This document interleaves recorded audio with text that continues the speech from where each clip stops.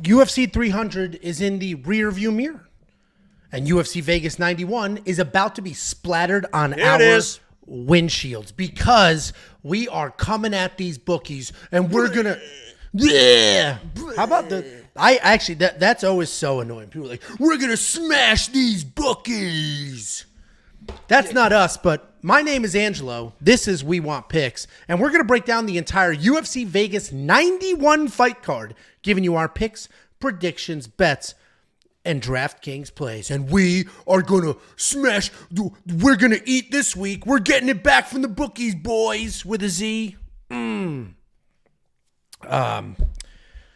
was a week off, and some of us are going crazy. Listen, guys, before we break this down, if you could follow our socials, that would be very spectacular, especially YouTube, where most of you are watching us right now, because the reality is we do 350,000 unique views a month, but we have 24,000 subscribers. So there's some of you watching the content, not clicking the button. We would appreciate that. We are also at We Want Picks on every other social, so please follow there. What we would also ask you to do, and that costs nothing, that support, but what does cost just $2.50 a week, that's it, is becoming a premium member. But premium membership isn't just some weirdo's Patreon. It's not just some Twitter guy that's going to get back the bookies list of a handful of bets. What it is you send $10 and Angel lets you pick something out of the candy shop. There you go. Dun-dun-dun-dun-dun-dun. Now I'm the one singing like an idiot. For $10 a month, you unlock the most robust, most interactive, most comprehensive premium membership in the MMA space. Just period, end of story. And it's $10 a month. It's not $150 a month. That would be absurd.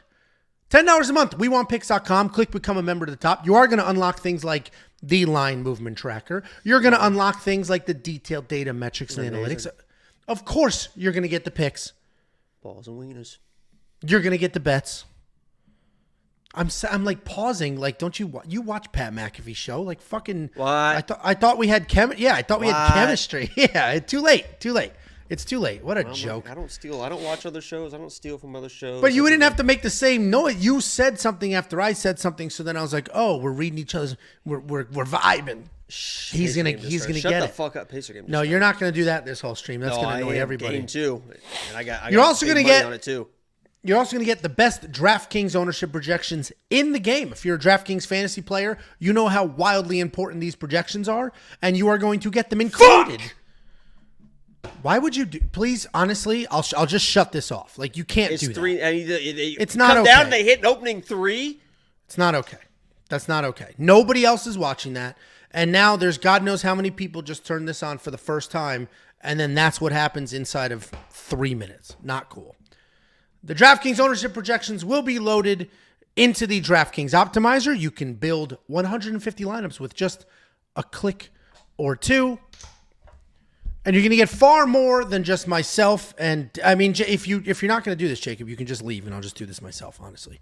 You're going to get me, Jacob, Artem, and the Pick Doctor. Pick Doctor is an artificial intelligence picking by fights based solely off of historical data. WeWantPicks.com, click Become a Member. It is only $10 for an entire month.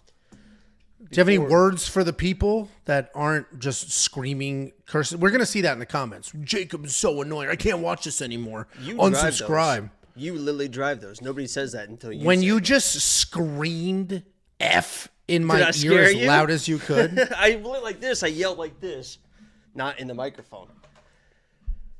But I do have a little something to say? Go ahead. Say it. And you're probably not going to take this very serious or believe me, but I just want to, first off, because we did have that week off, right? You have a little bit of time to reflect on certain situations and stuff like that. So I reflected and I said, you know what? Damn it, Angelo. I want to say thank you, man.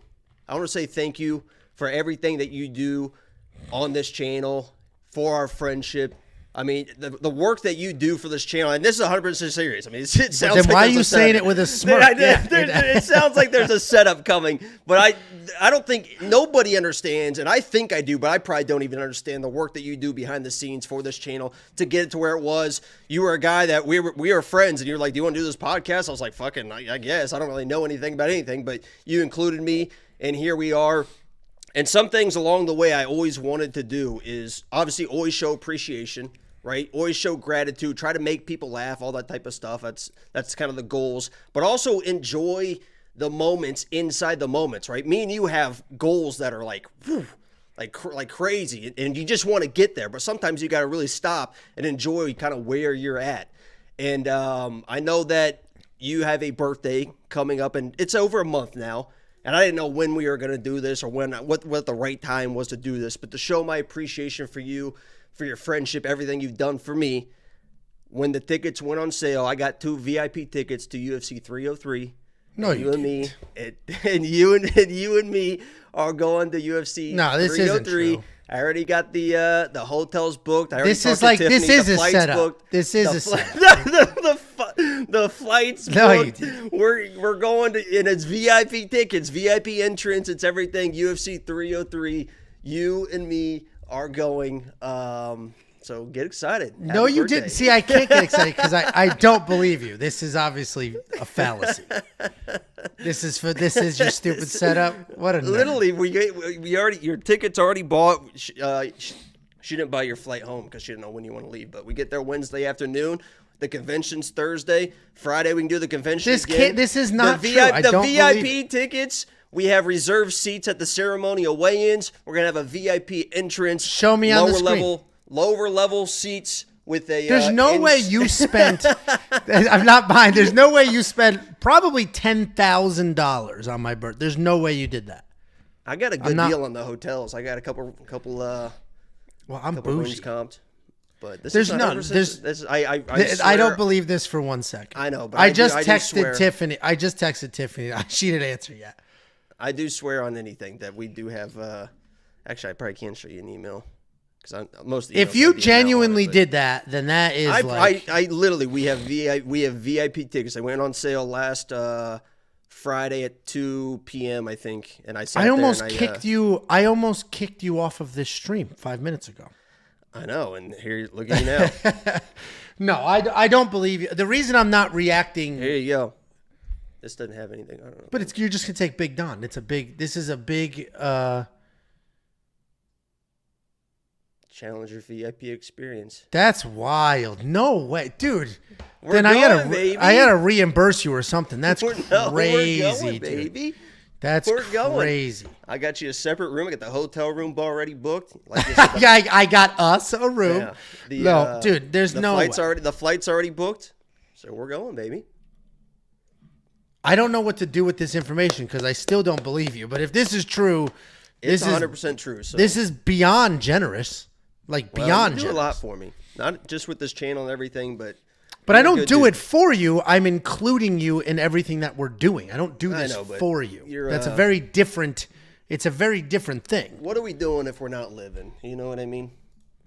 I'm slowly dying. I had McDonald's. So if you want to try to redo this intro of this video, 'cause you were very angry, and I knew I had this up my sleeve too. I was like, when am I going to do this? This week, next week, the week after, and then you're I'm going to do it right after he yells at me. I was like, okay, here we go.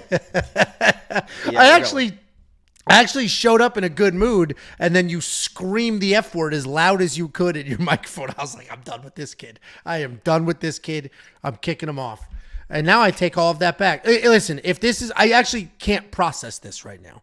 So if this is sincere, I'm waiting for, I genuinely don't believe it. If it is sincere, then thank you, obviously. Because you and I, when did you do this? Last week? And then you and I just yesterday, I happen to be talking about, I've never done the full UFC experience, weigh-ins and all of it. You said that Tiffany asked you, when are you going to Vegas again? And then you were like, I'm not going to Vegas. And I was like, what the fuck, Tiffany? Like, why would you? That's why she asked that? Must have. I don't know why she would ask that, but I was like, Jesus Christ. Funny. Because then you were on the phone talking about, because you were like, I would like to do the experience. You're like, I'm not going to get the tickets. And I already had the tickets bought. So I'm like, yeah, that. What if we win free tickets?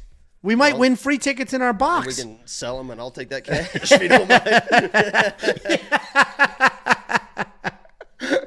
But these tickets, I'm glad I got it right when they opened, because all these packages are already sold out. And the cheapest one now is like $12,000 a ticket. I did not spend that.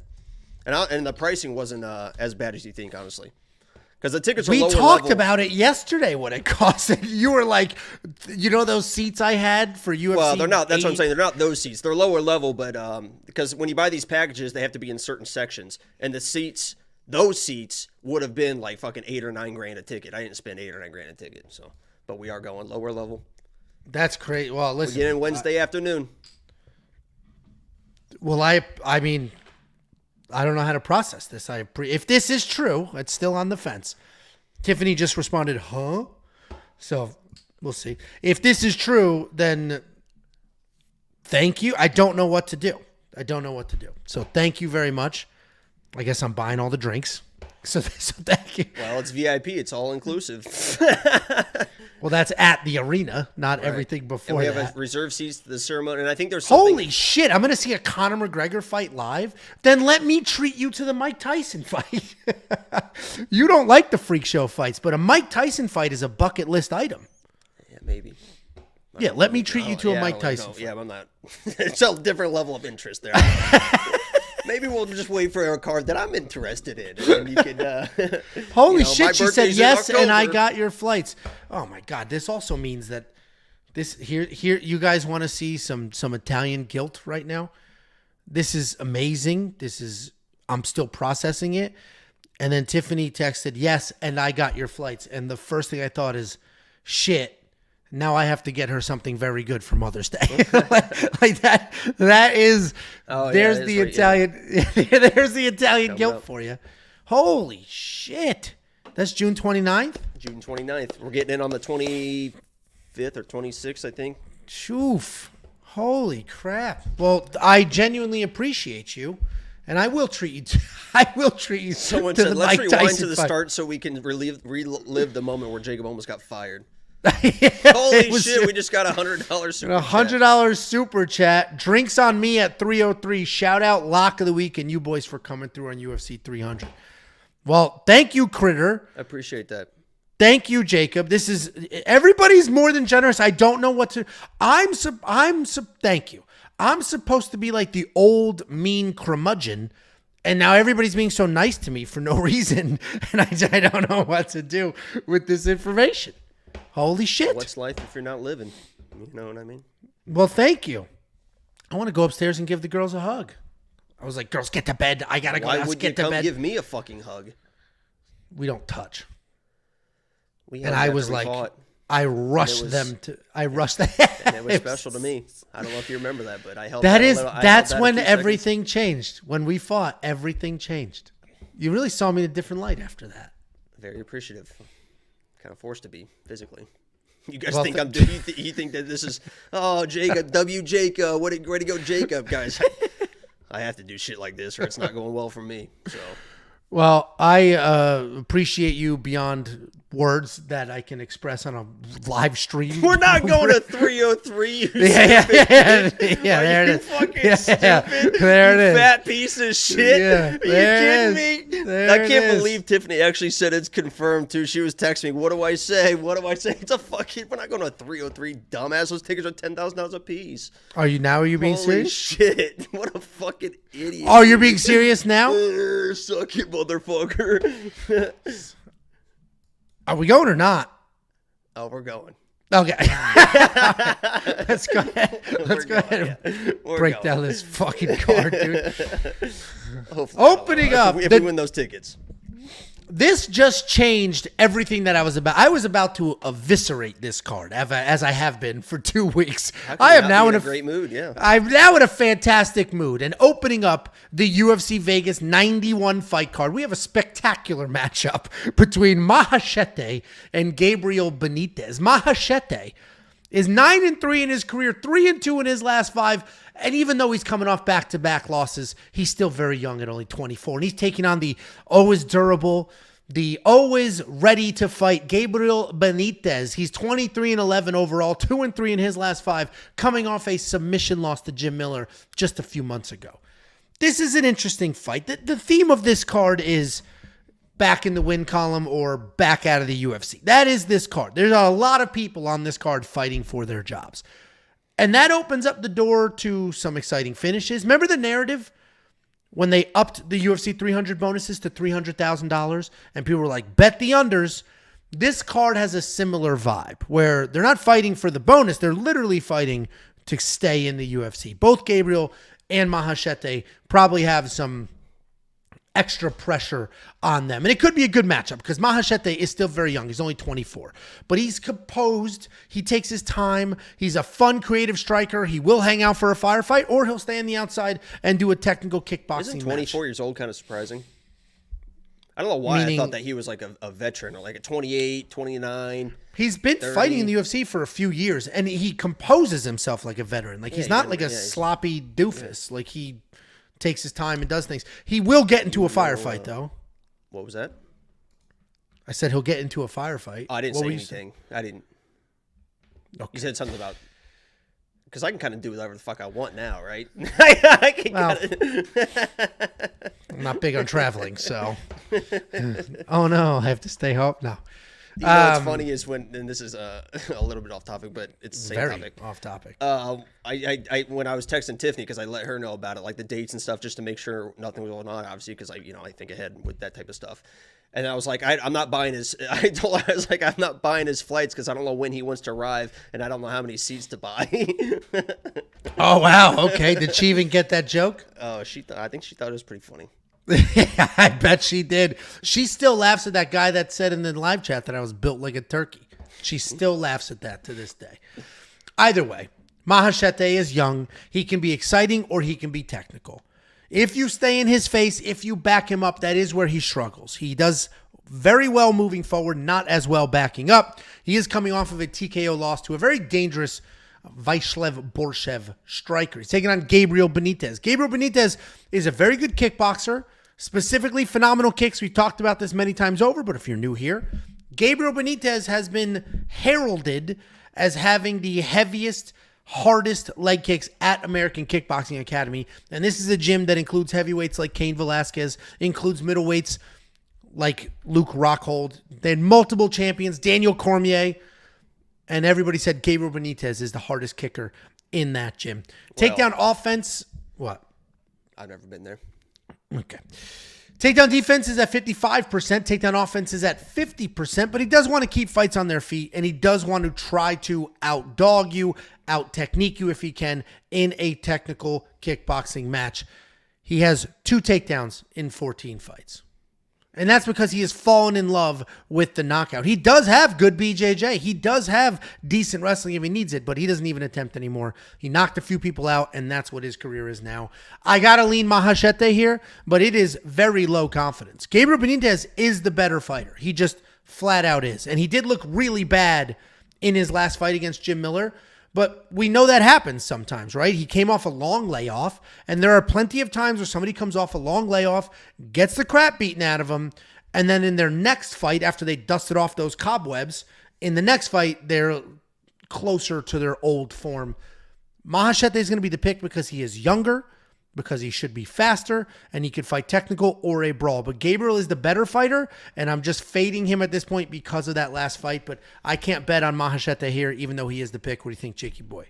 Yeah, I don't like better fighter, but I don't think it's by much if it is. You know, I like Maheshate, and a lot of times what we talk about is these young guys, they improve so fast. He's already, like you said, a very poised guy when he's in there. He had an issue with Slava, but a lot of people are going to have an issue fighting Slava. I mean, Slava's a very good fighter, but he had an issue kind of hanging out in the pocket a little bit too much. With those experienced strikers that can throw extended combinations, you just don't want to do that, and that happens. Obviously, in the fight previous to that, he just kind of ran into a buzzsaw in Rafa Garcia and got taken down a bunch. But I like him in this fight, mostly because Mowgli he's a tough dude. You mentioned the kicks. He's an experienced guy, but he is kind of of what he is at this point. He was getting outboxed by Jim Miller, and I hate doing the MMA math, but Jim Miller kind of beat the shit out of him on the feet, and then he turned around and looked how bad Jim Miller looked against Bobby Green. And I'm not saying, but I am kind of saying, Maheshate should have the striking enough to get to a guy like Mowgli. Mowgli doesn't really react very well to getting strike, to getting pressure. He kind of turtles up. And even when he has that high guard, Maheshate is one of those guys that can really kind of sit on something and split the guard. Doesn't matter if you have your hands up versus some people. And I think Maheshate can kind of do that, walk him down. He's a tough kid. Obviously, he got knocked out by Slava, but that kind of happens sometimes against experienced people. I like Maheshate. It's probably a little bit overpriced, minus 200, because he is a young guy. He's coming off losses. But he should win this fight. It's one of those he should. I'm not going to be, especially smaller cage. It's weird. I'm not going to be crazy surprised if Mowgli kind of pulls us out, but I think Maheshate's definitely the pick here. Yeah, I mean, I agree with you. I'm erring on the side of age, essentially. I'm going with the younger. I don't even want to say more durable because he can be finished, but I'm going with the younger, faster guy that is probably looking forward in his career instead of looking back, where Gabriel Benítez is just, I think going through the motions here, trying to finish as strong as he possibly can. Both of us on the Maheshate side, I'm not going to bet on him, but are you going to spend the $8,400 in DraftKings? Yeah, there could be some value there. Yeah. He can come through and get a fucking under a minute finish. But it could also, he could take his time and drag it out. So it's multiple lineup for sure, I would say. It's an interesting price point in DraftKings because he opened in the betting odds as a 3-1 favorite. He's basically a 2-1 favorite now in a betting odds, but DraftKings priced him at $8,400, where $8,100 is even money. So DraftKings didn't price him as if he was a 2-1 favorite. So you are getting some value there when it translates to fantasy. So I am probably, somebody said it's $8,800 in DraftKings. So I probably typed that wrong, which is real stupid. Yep, I did type it wrong. So are you going to spend the $8,800 on Maheshate? All of a sudden, not such good value, is it? Probably not. I was misled. I was misled. I was misled as well. Whoever does these graphics needs to get their shit together, especially because I was about to brag about I think the person that does the graphics should, there's no way they should go to a UFC event. Why would they be rewarded with, insane? I'm with you. And I was about to brag about the graphics because the guy who did the graphics has gone above and beyond. If you go to the UFC website and you click on events, it will have the backdrop to all of these events, but it has the fighters' images on it and there's like text. It's kind of a mess. But the person who does the graphics went in there, removed all of those things, took the time to make these graphics not only have all the incredible detail that you see, but also visually look as close to the actual UFC product as possible. Even put the rolling banner on the top for UFC Fight Night. And then that same idiot typos the DraftKings pricing. $8,800 for Maheshate, probably not worth that money. But if you do want to check out the DraftKings Optimizer, the DraftKings Plays, and everything else, WeWantPicks.com, click Become a Member. It is only $10 an entire month. And we did just have somebody DM us on the Twitter talking about, I just won this $20,000 DraftKings ticket. Thank you so much for the tools, the insight, and everything else that Premium offers. I will tweet that ticket out a little bit later. WeWantPicks.com, click Become a Member. Next up, at UFC Vegas 91, we have Ivana Petrovic taking on Liang Na. This is a battle of the grapplers, if you will. Ivana Petrovic, 6-1 overall, 4-1 in her last 5, coming off of a UFC debut loss. She's taking on Na Liang, 19-7. Of those 19 wins, 17 of them are stoppages. But she is only 2-3 in her last 5, and she is riding a 3-fight losing streak. And this should be an easy fight to break down, but also an impossible one to break down because Ivana Petrovic should win this fight, right? She's a well-rounded fighter. She stays busy with the striking, mostly looking to grapple, though. She's got solid wrestling, good pressure, good BJJ if she gets you to the ground. She will work you against the cage, drag you to the ground, immediately start working for a submission. She is young in her MMA career, and she did fail her first actual test in her UFC debut. But she had some success. She had 2 takedowns before being completely outstruck. She's taking on Na Liang. Na Liang is a wrestler. I'm not even going to attempt to say she is anything else. She's a wrestler. She'll come forward. She'll get takedowns. She will always have some early success with takedowns and then basically have no idea what to do with it, lose the positions, end up getting finished. That is Na Liang's career at this point. So I think Na Liang's going to come out, get some takedowns, look good early, immediately start to fade, maybe get swept. Whatever's going to happen, Ivana Petrovic will pull off the win because that's exactly what happens in every single Na Liang fight. It just happened in her last fight against JJ Aldrich. Took her down a couple of times, had some success, and then TKO'd.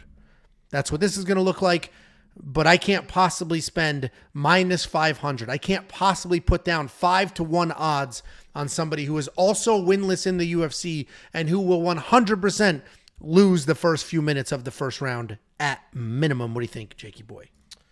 What I do know is this is Liang Na's easiest opponent in the UFC. I mean, there's no question about that. Ariane Carnelossi, she came in as the lock of the week and almost was the greatest lock of the week of all time. Came in, very first punch she threw, dropped Ariane, had her in all sorts of trouble in the first round, ended up death gassing, trying to get that finish. That happens. Came in against Gomez Juarez. Liang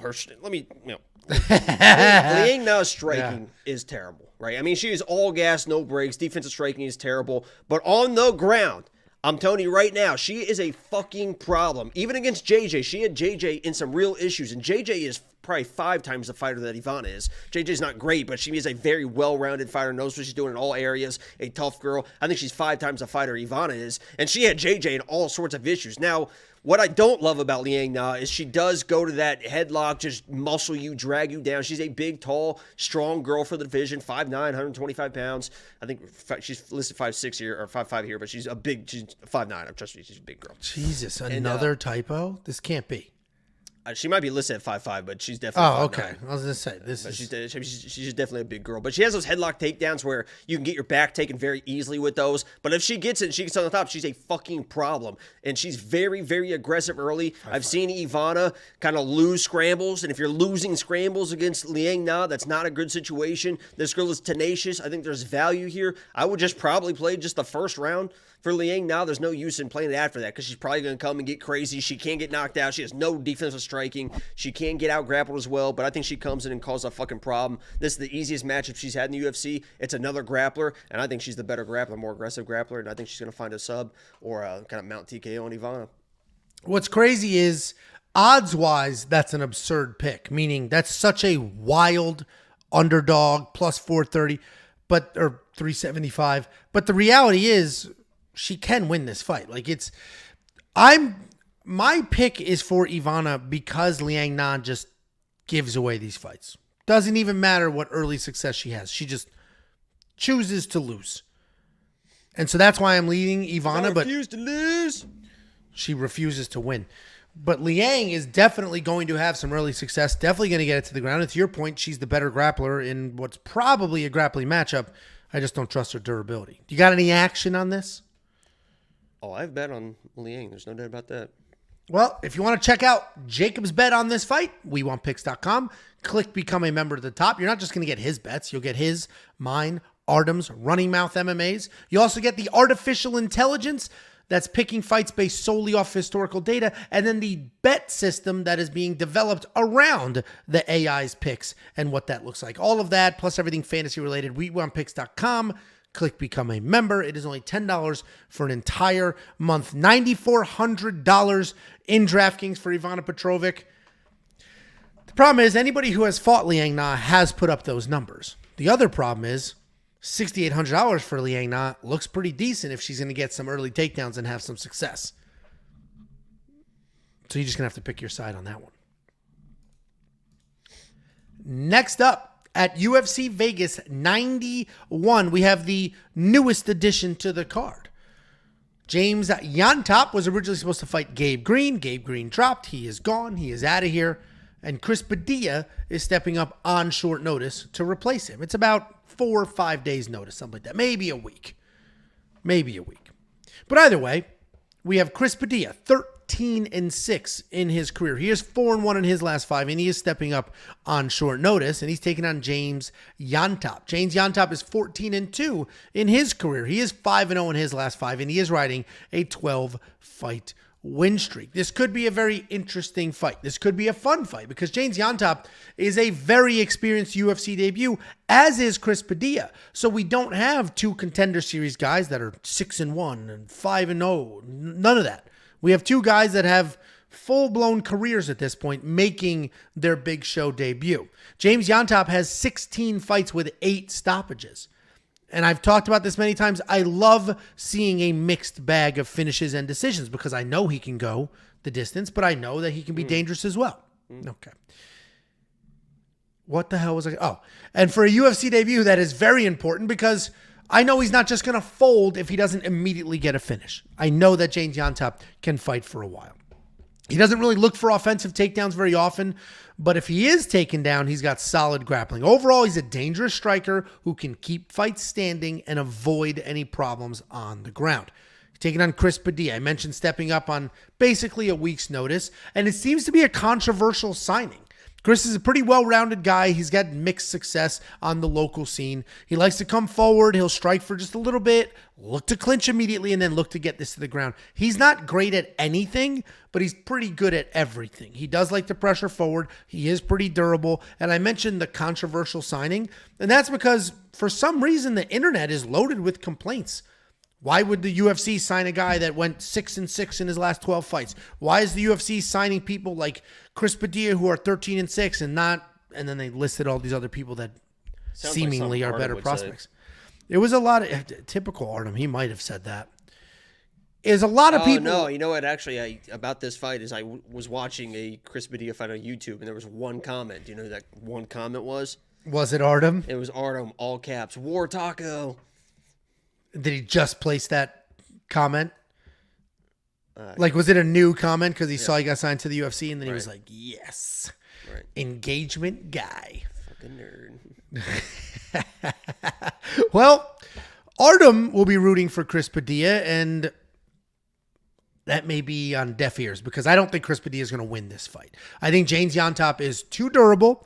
I think he's too good of a striker. I think his wrestling defense should be good enough to keep this standing, and Chris doesn't even shoot real takedowns. It's mostly clinch work.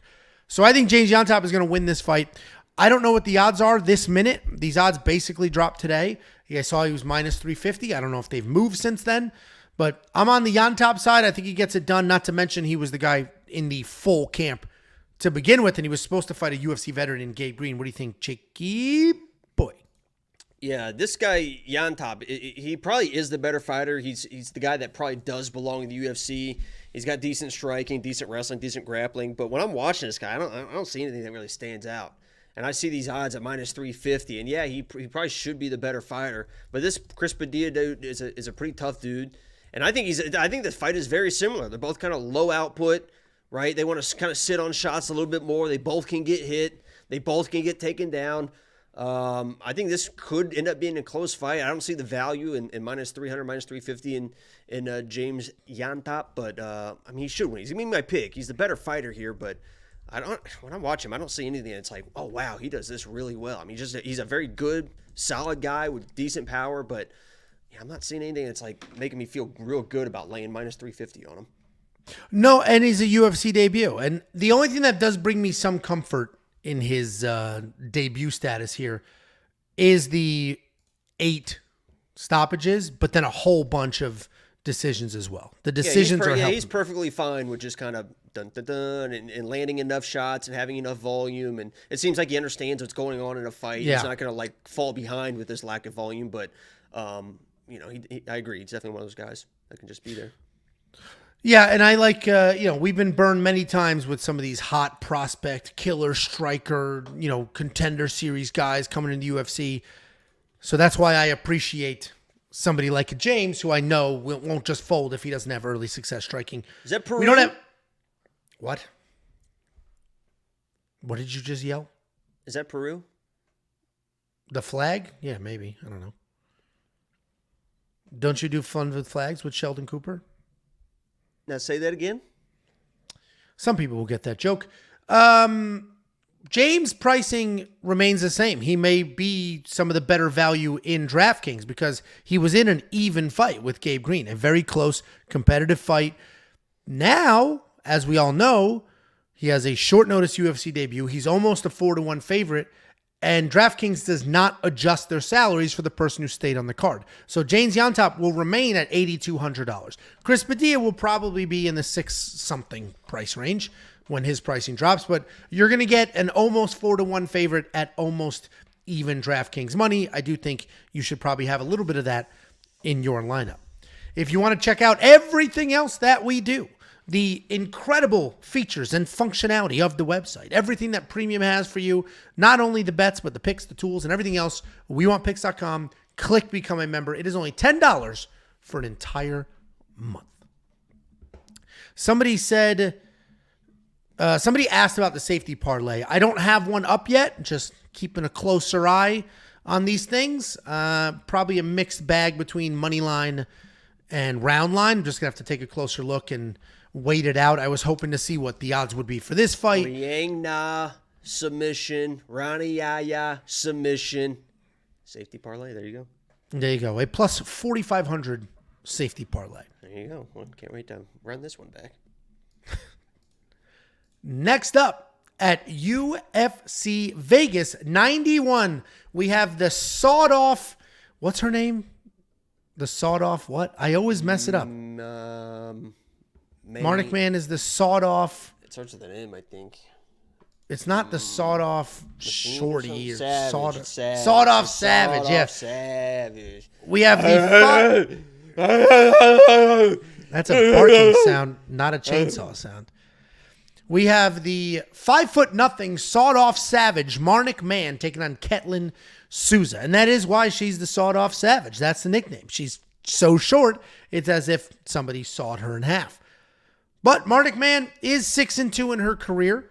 She is 3-2 in her last 5. She's coming off a wrestle-heavy loss in her UFC debut. She hasn't had a ton of success in the UFC yet, but she is very durable, and she does come forward and bring the fight to her opponents. And that's going to be a tricky job here because she's got Ketlen Souza standing in front of her, 13-4. Look at the experience difference between these two women.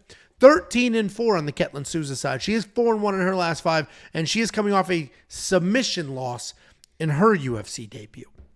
Both these women like to pressure forward. Ketlen likes to just move forward with very heavy strikes and then the occasional takedown. Everything she does is heavy. She'll throw big-ass kicks, big-ass punches. She will crush with elbows. She's always looking to do damage against the cage. She's a very solid grappler as well when it gets to the ground, but she does rely on strength instead of technique to actually get it there. She's taking on... Beautiful. Which one? Fucking both of them. There you go. She's taking on the sawed-off Savage, Marnic Man. She's a tiny little thing, 5'0". Actually, would be perfect right next to Jacob, just right there. Normal couple height stuff. Pretty young thing. Okay, we're back to the singing. At least he's not opening cards, guys. I can do whatever the fuck I want this episode. You're lucky I haven't even pushed my luck yet. I honestly, I probably am. Like the stream. Angela's so unappreciative. That's like when you, in my Fight Foods vlog, somebody was like, Jacob, that unappreciative. If I had a friend that invited me over, I wouldn't be walking in with my shoes. I forget what it was. It was something like small that you did. I feel like they were not happy to find somebody more appreciative of things than me. I agree. I've never gotten the impression that you don't appreciate even the little things. Because I've come to learn, this is in the middle of a fucking breakdown. I've come to learn how you operate. And like, it used to like piss me off when I would invite you over and you're like, no, I'd rather stay home and do nothing. And I used to like be furious. And it's like, it's just who he is. Doesn't mean anything. It's just who he is. So I've just come to learn who you are and how you operate. So I never give up. All right. Well, I may have an extra ticket for UFC 303, guys. Anyway, take it on Marnic Man. Marnic Man is also a pressure fighter. Small little thing at 5'0". She's going to move forward, aggressive striking, aggressive wrestling, aggressive grappling. She has no issue coming forward, getting into a slug fight before transitioning into wrestling. On top, she'll pound away and create a scramble. She'll try to find something. She'll roll around. Like everything she does is aggressive and fast. She has had a little bit of a rough run in the UFC so far because she struggles to stay off of her back. She can come forward, she can get the takedown, but defending them is a whole different story. I got to pick Ketlen Souza here. I have to. But these odds, minus 325, she was actually even wider last time I broke this down. The odds are a little bit wide because Marnic Mann is a savage. It's an accurate nickname. She comes forward, she swings wild, she brings the fight to you. And if Ketlen Souza can't be the one dictating, she might have a little bit of trouble backing up. I am going to go with Ketlen Souza here. I think she's just going to be too big, hit too hard, potentially get Marnic on the ground. And as we've seen in past fights, Marnic can struggle a little bit getting back up. This fight could actually be a very exciting, fun fight between two of the more exciting women in the division. I am going to pick Ketlen Souza here, and I think the over-on round makes a lot of sense. I think they're both going to have a little bit of success going back and forth. What do you think, Jacob Boy? Here's what I love. First of all, love both these women, right? Love women in general. You guys know me. You know, there's some beautiful men as well. You know, there's a lot of, I mean, I can tell right now there's a lot of good-looking dudes in this chat. There's a lot of good-looking dudes in this chat right now, I'll tell you that. But what I do love, become a premium day. What I do love about Marnic Mann is she kind of got I don't want to say a raw deal because she got an opportunity, but it was a short notice opportunity to come into the UFC. And she really kind of got steamrolled in that fight, right? She looked a little bit clueless at times, was turning her back a little bit. She's supposed to be the wrestler and the grappler. She got exposed. Her takedowns didn't look good.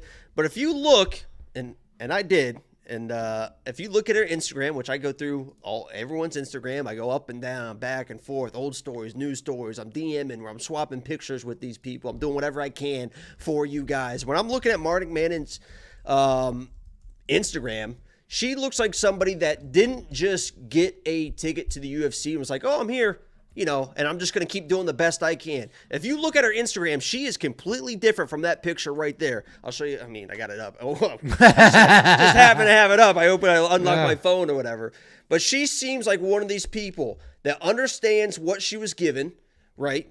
In an opportunity to be a UFC, got embarrassed a little bit, and she looks like she's been working her fucking ass off. And I would not be surprised if she comes in and is this pressure fighter and is shooting takedowns. And Ketlen is a girl that can get taken down and can get controlled and uses this newfound physicality and cardio that she may have to kind of weirdly sneak out this fight. Ketlen should win this fight. She's going to be the way better striker and should be able to defend the takedowns of the takedowns that I've seen out of Marnic. But if Marnic comes in, kind of reinvented herself, looks faster, has some good takedowns, and has been working her ass off, it would not be surprising at all to me if Marnic Mann comes in and kind of steals this fight. I think it'll be close, even if she wins.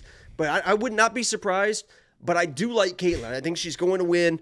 And that was kind of my Angelo breakdown as far as like, oh, this person might win, but I'm going to pick the other side. Yeah. But Ketlen should be able to keep it standing from what I've seen from Marnic. I can't make bets and make picks on what I think could happen as far as like somebody progressing. I got to know with what I see.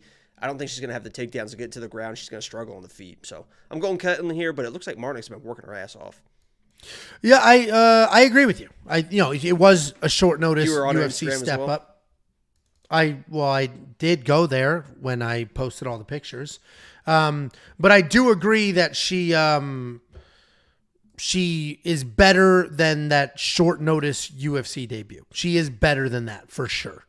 So I think I think the lights were just a little bit too bright for that moment. Sometimes it happens. I think she's gonna be locked in. Short notice, and and she's coming from a smallish team, and there's a lot of excitement that comes with that. It's probably everybody's first time in the So either way, man, she's married to the gangly gangster. Who is Marnic? Yeah, I love that fucking name, the gangly gangster. That's what you would call yourself if you could. Look at this guy, the gangly gangster. That's Jesus funny. Christ, he doesn't look gangly, man. Holy fuck. Look at this. Well, either way, I think Marnic Mann at $7,000 in DraftKings could be a bit surprising. My biggest issue would be if Ketlen takes her down and just sort of ragdolls. I love What's this his guy. name? He looks very familiar. What's his actual name? It just says the gangly gangster. Oh, Gage Saunders. No, that doesn't sound familiar. He looks familiar, though. But either way, $7,000 in DraftKings for a Marnic Mann who will come forward and at least try to bring the fight to Ketlen. Maybe a sneaky underdog play there, but Ketlen Souza, $9,200. She should win, but I don't see a finish. So the only way she's going to be worth that money is if she gets a whole bunch of takedowns in control time. I don't know if that's how this is going to go. But if you do want to see how our bets are going to go, WeWantPicks.com, click Become a Member at the top. It's freaking $10. That's going to include UFC 301. UFC 301 is next week. So that $10 is going to get you this card, UFC 301, and then the 2 cards after that as well. Guys, you guys are going to best value in this log off space. here, stop watching this video whenever you're watching it. You're going to go to OnlyFans, and you're going to send somebody a message for $10, and you're going to request some wild fucking shit. Right? Let's just use that money here, right? Or you're going to be there, you're going to start subscribing to these, you're trying to find your deal, the $2.99 girls, the $1.99 girls. Oh my God, this one's free, but she charges $3 a picture. I mean, let's get something in return for this $10, people. WeWantPicks.com. You know, then you can step up to like the Paige Van Dances. I mean, then you could really step up if you start, making your money. It's an investment into your OnlyFans homepage. There you go. No, I never thought. You actually know quite a bit about how OnlyFans works, so that's interesting. I have an OnlyFans account, onlyfans.com/thefreckled-salamander. Did they actually approve that yet? Like, No, you literally made verified. one. Yeah, I tried to get like verified on it, and they're like, you have to, because it was a picture of a salamander. Yeah, the picture was a salamander, and they're like, you got to have a real picture to be verified. But it is an account, and it's live, and we'll get that thing active. You should be posting all those thirst trap. Follow his Instagram. It's literally just half naked pictures of him and thirst trap. Just throw those on the OnlyFans. Just become an OF guy. Couple feet here and there and just see what happens. You might blow up. You might unintentionally blow up and become an OnlyFans guy. All of a sudden I'm the guy.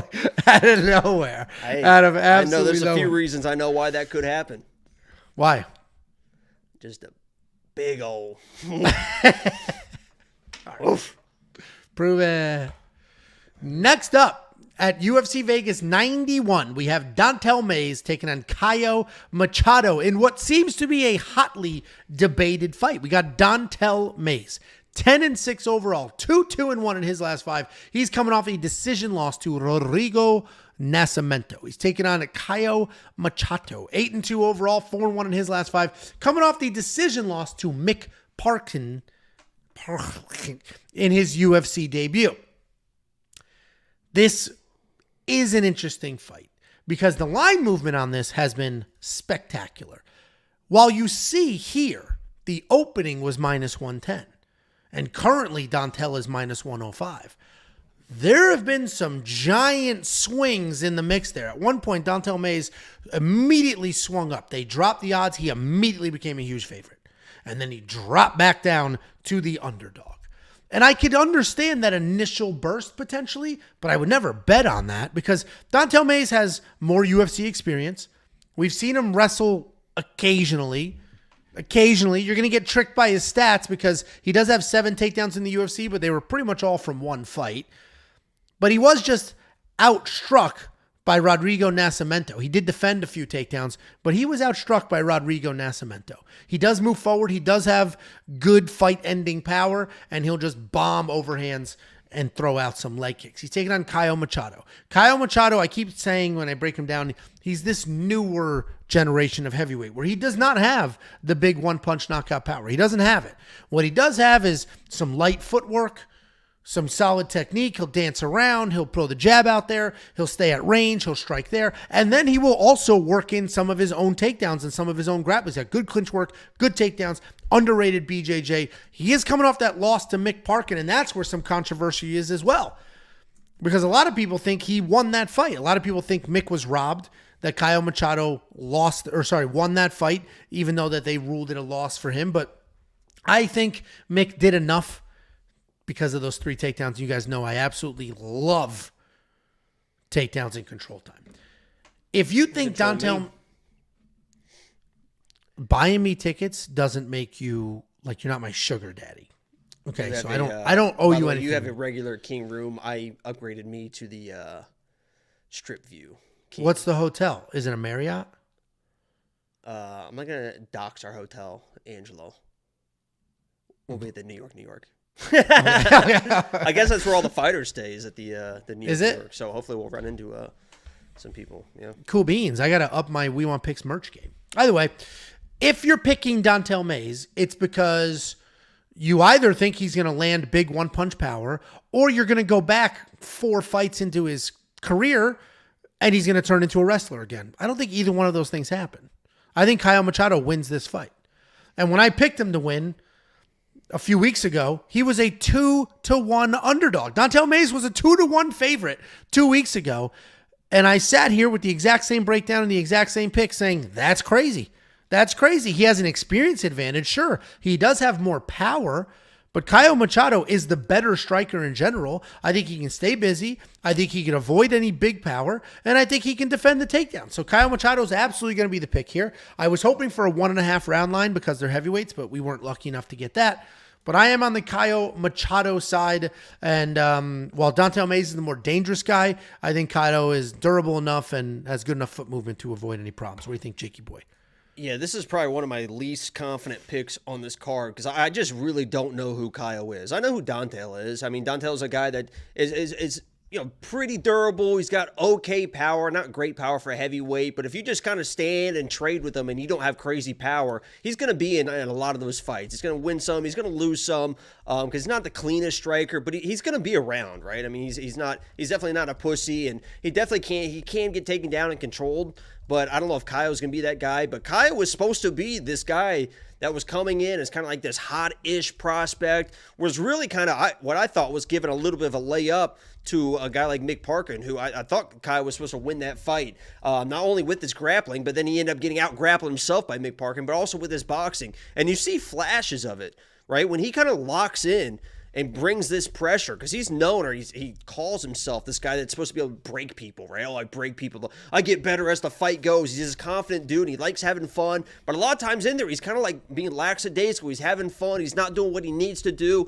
He had some success in the grappling, got overzealous, just fell over the top of Mick Parkin. It's like, you can't make those mistakes at this level. You just can't if you want to be successful. So if he comes in and locks in and is the fighter he's supposed to be, I think there's an opportunity where he could smoke a guy like Don'Tale if he is that guy. But until I see him be that guy, I'm going to pick him because he probably is the better fighter anyway, and it's a very close fight. It's probably a 50-50 fight. I agree with these odds. So he is being my pick, but I'm not going to trust him, even though there could be some value there at the -1. And definitely when he was a big dog for sure. Yeah. I regret not betting it, honestly, because I saw him at +1. He wasn't the 2-1 dog. Don'Tale was the 2-1 favorite. So Caio was like +160, I think I saw it. And I regret not doing a little bit on it. And hindsight's 2020 because now he's the favorite. And it's like, oh, man. But it is still heavyweights, and he's winless in the UFC. And I'm trying not to bet on winless guys. You know what I mean? I'm trying not to make those mistakes. He needs to be more Brazilian and less Canadian. Would help him. There's a little too gentle, a little bit of Canadian in the way that dude was fighting. So there you go. Kyle Nelson. Someone's gonna say that for sure. Early stoppage. Yeah. $8,300 in the DK. What are you thinking about that? I think whoever wins this fight is absolutely going to be worth their money. You agree with that statement? No, I think it'd be very sloppy. Just a sloppy nonsense fight. I think the winner, surprisingly, whoever the winner is, I think will work in a surprising amount of grappling. Meaning, I think Caio will actually work in some offensive takedowns here. He is a good grappler. Or Don'Tale, and I keep saying rewind 3 fights. That is literally the last time he worked in some real wrestling, is he went back a couple of fights. So, yeah. We'll see. All right. Well, I think I may experiment with a little bit of Caio Machado in my DraftKings lineup. But if you want to know what the robot's going to do, if you want to know what the artificial intelligence is doing and picking in this fight, if you want to know what the DraftKings optimizer will do and who that will put in your lineup, you can unlock all of that and everything else for only $10 an entire month. WeWantPicks.com. Click Become a Member at the top. Just tie game 45-45, 5 minutes left, second quarter. It's funny. My neighbor, it was chaos getting to where we are right now. I picked up my kids. So as soon as you started crying about that, I was like, Jesus, I better give this guy these tickets, or I don't know what's going to happen tonight. Between five, I'm so stressed these last 2 hours. I'm like, no, right, but I was in a good mood. I literally sat here and got on my phone and bought those tickets right then. I'm like, okay, here we go. Got to make this guy feel better, or he's going to take it out on me. From 5 p.m. to 7 or 7:30, I got the kids from school. I had to go to 2 different schools because they don't go to the same school. I had to go to 2 different schools. I brought them home, got them a snack. Then the neighbors had to come over for like a half an hour to hang out and play for a little bit. Then I had to take both of the kids, because Tiffany's still at work, take the youngest to her school for an open house. Then had to get them fed, give them both showers, and put them to bed while still filming a Prize Picks video, doing the Prize Picks graphics, and then getting here for 7:30, which is why we were 4 minutes late. It was chaos, Jacob. It was absolute chaos. And then you showed up and you got 3 or 3 tickets, and you're still complaining. And then it all worked itself out. You're still complaining about the day you had. No, I'm actually forgetting where I was going with that, but I was going somewhere with the chaos that it took to get here. Because up next, we've got Chaos Williams versus... No, Imagine. We don't. Next up, at UFC Vegas 91, we have Austen Hubbard taking on Michal Figlak. Austen Hubbard. Figlak! 15-7 overall. That was so loud. 3-2 in his last 5. He's coming off the loss in the Ultimate Fighter finale. He was on the most recent season of the Ultimate Fighter, and he did lose in that finale. He's taking on Michal Figlak. Michal Figlak is 8-1 overall. 4-1 in his last 5. He is coming back, though, after a 2-year layoff. This is an interesting fight because the layoff does play a factor here. Without the layoff, I think it's a very clear pick. With the layoff, it makes it a little fuzzy. Austen Hubbard is good. He's a gritty guy, decent everywhere, ton of heart, ton of power, in his hands at least. Mostly a striker, but well-rounded overall. He can be taken down, but he does have a good get-up game if he is. This is his second stint in the UFC. If you remember, this last season of The Ultimate Fighter was half vets, half rookies. Austen was on the vet side. He had a 3-4 run in the UFC before being cut. Got a few regional wins. Popped back onto that show. He's taking on Michal Figlak. This guy is a powerful striker who has solid grappling and an aggressive style. He is always moving forward. He likes to control the middle of the cage. He can be hittable, but that still doesn't stop him from continuing to move forward. He's got good wrestling, but he uses it defensively more than anything. I think Michal Figlak wins this fight. I think he has too much power. I think the takedown defense is too good if Austen's even going to go that route. And he's just going to be the better striker. I have a bet on him at -125. Great odds. These odds have moved. He's now -160. If you're a premium member, you saw that bet when I placed it a few weeks ago. My only concern here is the layoff. We saw it at UFC 300. Every single fighter at UFC 300 that had a year or more layoff lost. All 3 of them lost. And with strikers, it's especially bad because strikers, for some reason, need to find that rhythm. It's not as easy for strikers to get back into that cadence in an actual fight. Where wrestlers, they touch you and they're, all right, I got him. And then it's just, they can grind through and it is what it is. But that's what's worrying me here. That's why the bet is only a half of a unit. But I do think Figlak wins this fight. What do you think, Jakey Bombolots? Here's the brass tacks, people. And I'm not saying that this is I'm making my pick because of this, but this is the God honest truth. If Figlak doesn't fight Ziam, and this is a fight that's made without that Ziam fight, you never saw that Ziam fight, Figlak would be -400, -450 against Austen Hubbard. And that's just the facts. He got almost a -240, -250 versus Ziam. And Ziam's a very good experienced guy, a good experienced kickboxer. So the fact is, you're going to get value here no matter what. In my opinion, at least. I think he easily would have been -400 if he never fought Ziam. And if you want to talk about that Ziam fight, he was kind of out-wrestled to lose that fight. Obviously, Ziam's a very experienced, very long guy. I think Ziam is probably 2 or 3 times the striker that Austen Hubbard is. But then all of a sudden, Ziam came in, and all of a sudden, this guy's a wrestler. And it wasn't really wrestling. It was more judo than anything. So a lot of people are going to say, oh, he was taken down a bunch. He was. And, Austen Hubbard's got good takedowns. He does have good takedowns, right? Gets to the single, cut the angles. He knows what he's doing with those takedowns. Very good takedowns. But it wasn't like Ziam was shooting these singles and doubles and taking down Figlak. He was getting to body locks. He's a very big, tall guy. And there was a lot of body weight, a lot of judo, a lot of throws to get these takedowns. So the takedowns aren't quite the same. So if you're trying to play that game, I would be careful of, Austen get takedowns and Figlak was just taken down. And then the striking, Austen has made really, really nice improvements in the striking. I'm a big Austen Hubbard fan. And I mentioned in my quick pick video, I know who Austen Hubbard is. He's a tough son of a bitch who has improved striking, can wrestle, and is probably going to be around. And I was like, I want to find a reason to pick this guy as my lock of the week. I like this guy. I like the grit, the determination, the improvements I've seen, the second chance at the UFC. I want to pick this guy as my lock of the week. And I came away with this fight after watching film thinking, I feel good about Figlak. I just think he's going to be the way better striker, can defend the takedowns, use offensive wrestling in his own right, and he's a dangerous dude. So I'm taking Figlak here, and I feel good about it. And I think when the card's said and done, this could be the best value on the card. I like Austen too, but I just think he's a little outmatched here. My favorite play here. So I mentioned I have that money line bet on him at -125, -160. It's starting to move a little bit. At a certain point, it's not reasonable anymore. But if you haven't watched my Prize Picks video yet, the Michal Figlak Prize Picks line is 1.5 takedowns. They think Figlak's going to get, or in order to lose that, Figlak needs to get 2 takedowns. I don't see that happening. Why? I don't know why he would offensively wrestle here. He's going to be the better striker. If there is wrestling, he will use it to stay up.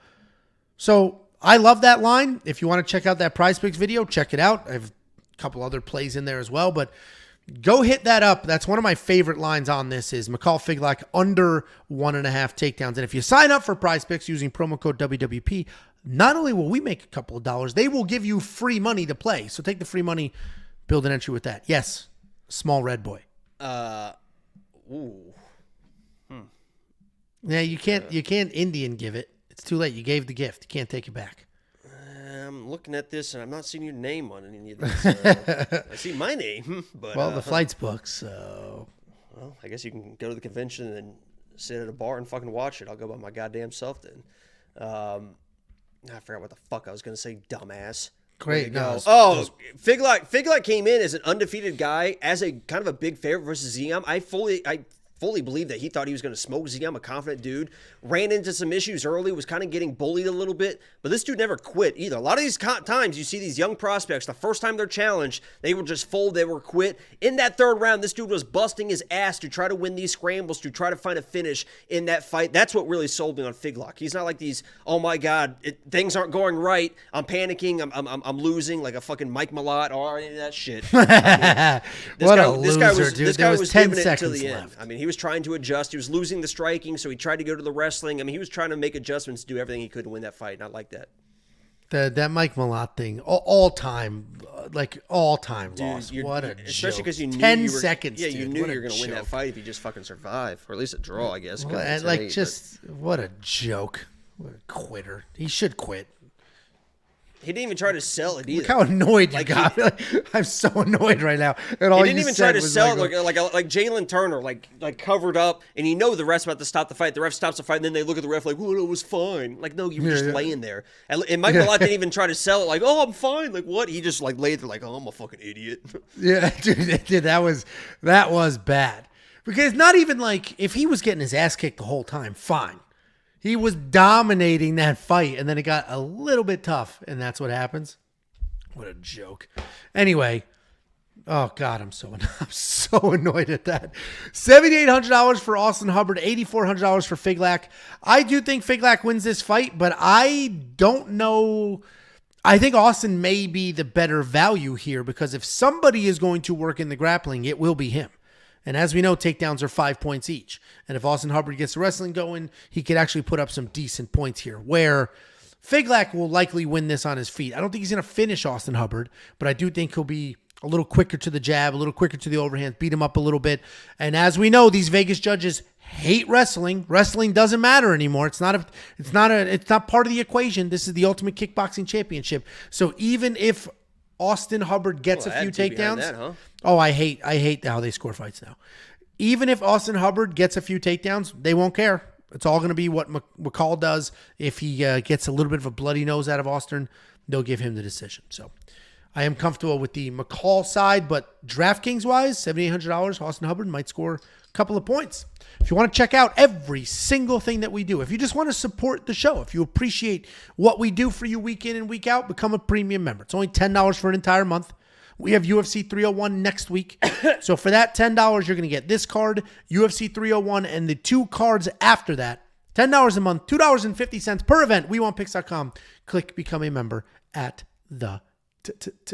Someone said, bro, go. Hold on, this is how he said.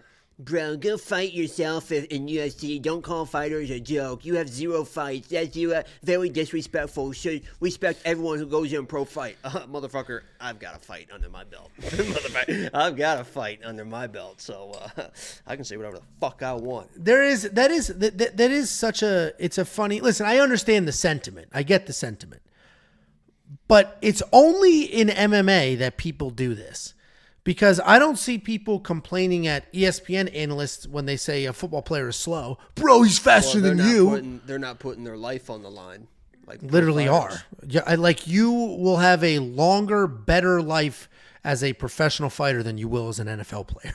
Well, that's the argument probably. But it's just funny because, I mean, that's not the, anytime somebody says something disparaging about a fighter, and I get it. There's always that. Fighters that are so comment. sensitive too. It's like they are Jesus sensitive Christ. people. I mean, they are relax. sensitive people. But you know why they're sensitive? You've never done this. I could beat you. Like what? I mean, what's his name? Joseph Holmes. Like, I'll beat your ass. Like, I fucking hope so. You're fucking 6'5" and a professional fighter. I mean, Jesus Christ. Congratulations.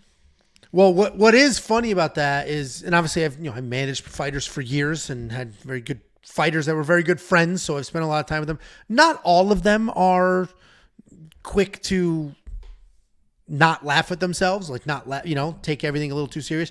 But a lot of it has to do with, to get to that level, to be a professional fist fighter, you have to have an unreasonable amount of confidence. You have to believe in yourself. And a lot of those people who are that cocky, that full of themselves, something doesn't go well and they do get the criticism, they don't deal with it well because they're just not used to that. They don't understand. Their brain doesn't process that. Well, I'll beat your ass. It's like, what? Like, okay. Like you said, I hope so. Most have been picked on. That's why they became fighters. I disagree with that. I disagree with that logic. Maybe back in the day, but now we have we're starting to hit the generation of just straight up athletes that are turning to MMA as a sport. Next up, at UFC Vegas 91, we have Rani Yahya taking on Victor Henry. This is not a very interesting fight. I tend to say this is an interesting fight. This is not an interesting fight. But we do have tried and true veteran Rani Yahya, 28-11 in his entire career, 2-1 in his last 5. He is coming off that bad knockout loss to Montel Jackson, taking on Victor Henry, 23-6 overall, 3-1 in his last 5. He is coming off that nut shot no contest with Javid Bajrab. And it's an interesting stylistic matchup because we have Rani Yahya, who's a very, very good high-level grappler. A very good high-level grappler who will come forward. He'll throw some bombs, right? The guy has 39 professional fights. I mean, I barely hesitate to do that math. I impress myself every time I do that math. He has 39 professional fights. You'll learn some tricks along the way. So he's got TikTok math stuff that really drives me insane. What? I don't know. Like how to multiply percentages, and they're like, all you got to do is look at this number and multiply this number and this number, and then move the decimal this, and then it's like, or I could just I have a phone. Yeah, this video. I mean, that's like when we were growing. I mean, they probably don't say that now, but when we were growing up, it's like you're not always going to have a calculator with you. It's like, well, surprise, surprise, motherfucker. Yeah. Sorry, Mrs. Beckerton. Yes, we certainly do. Anyway. Yeah.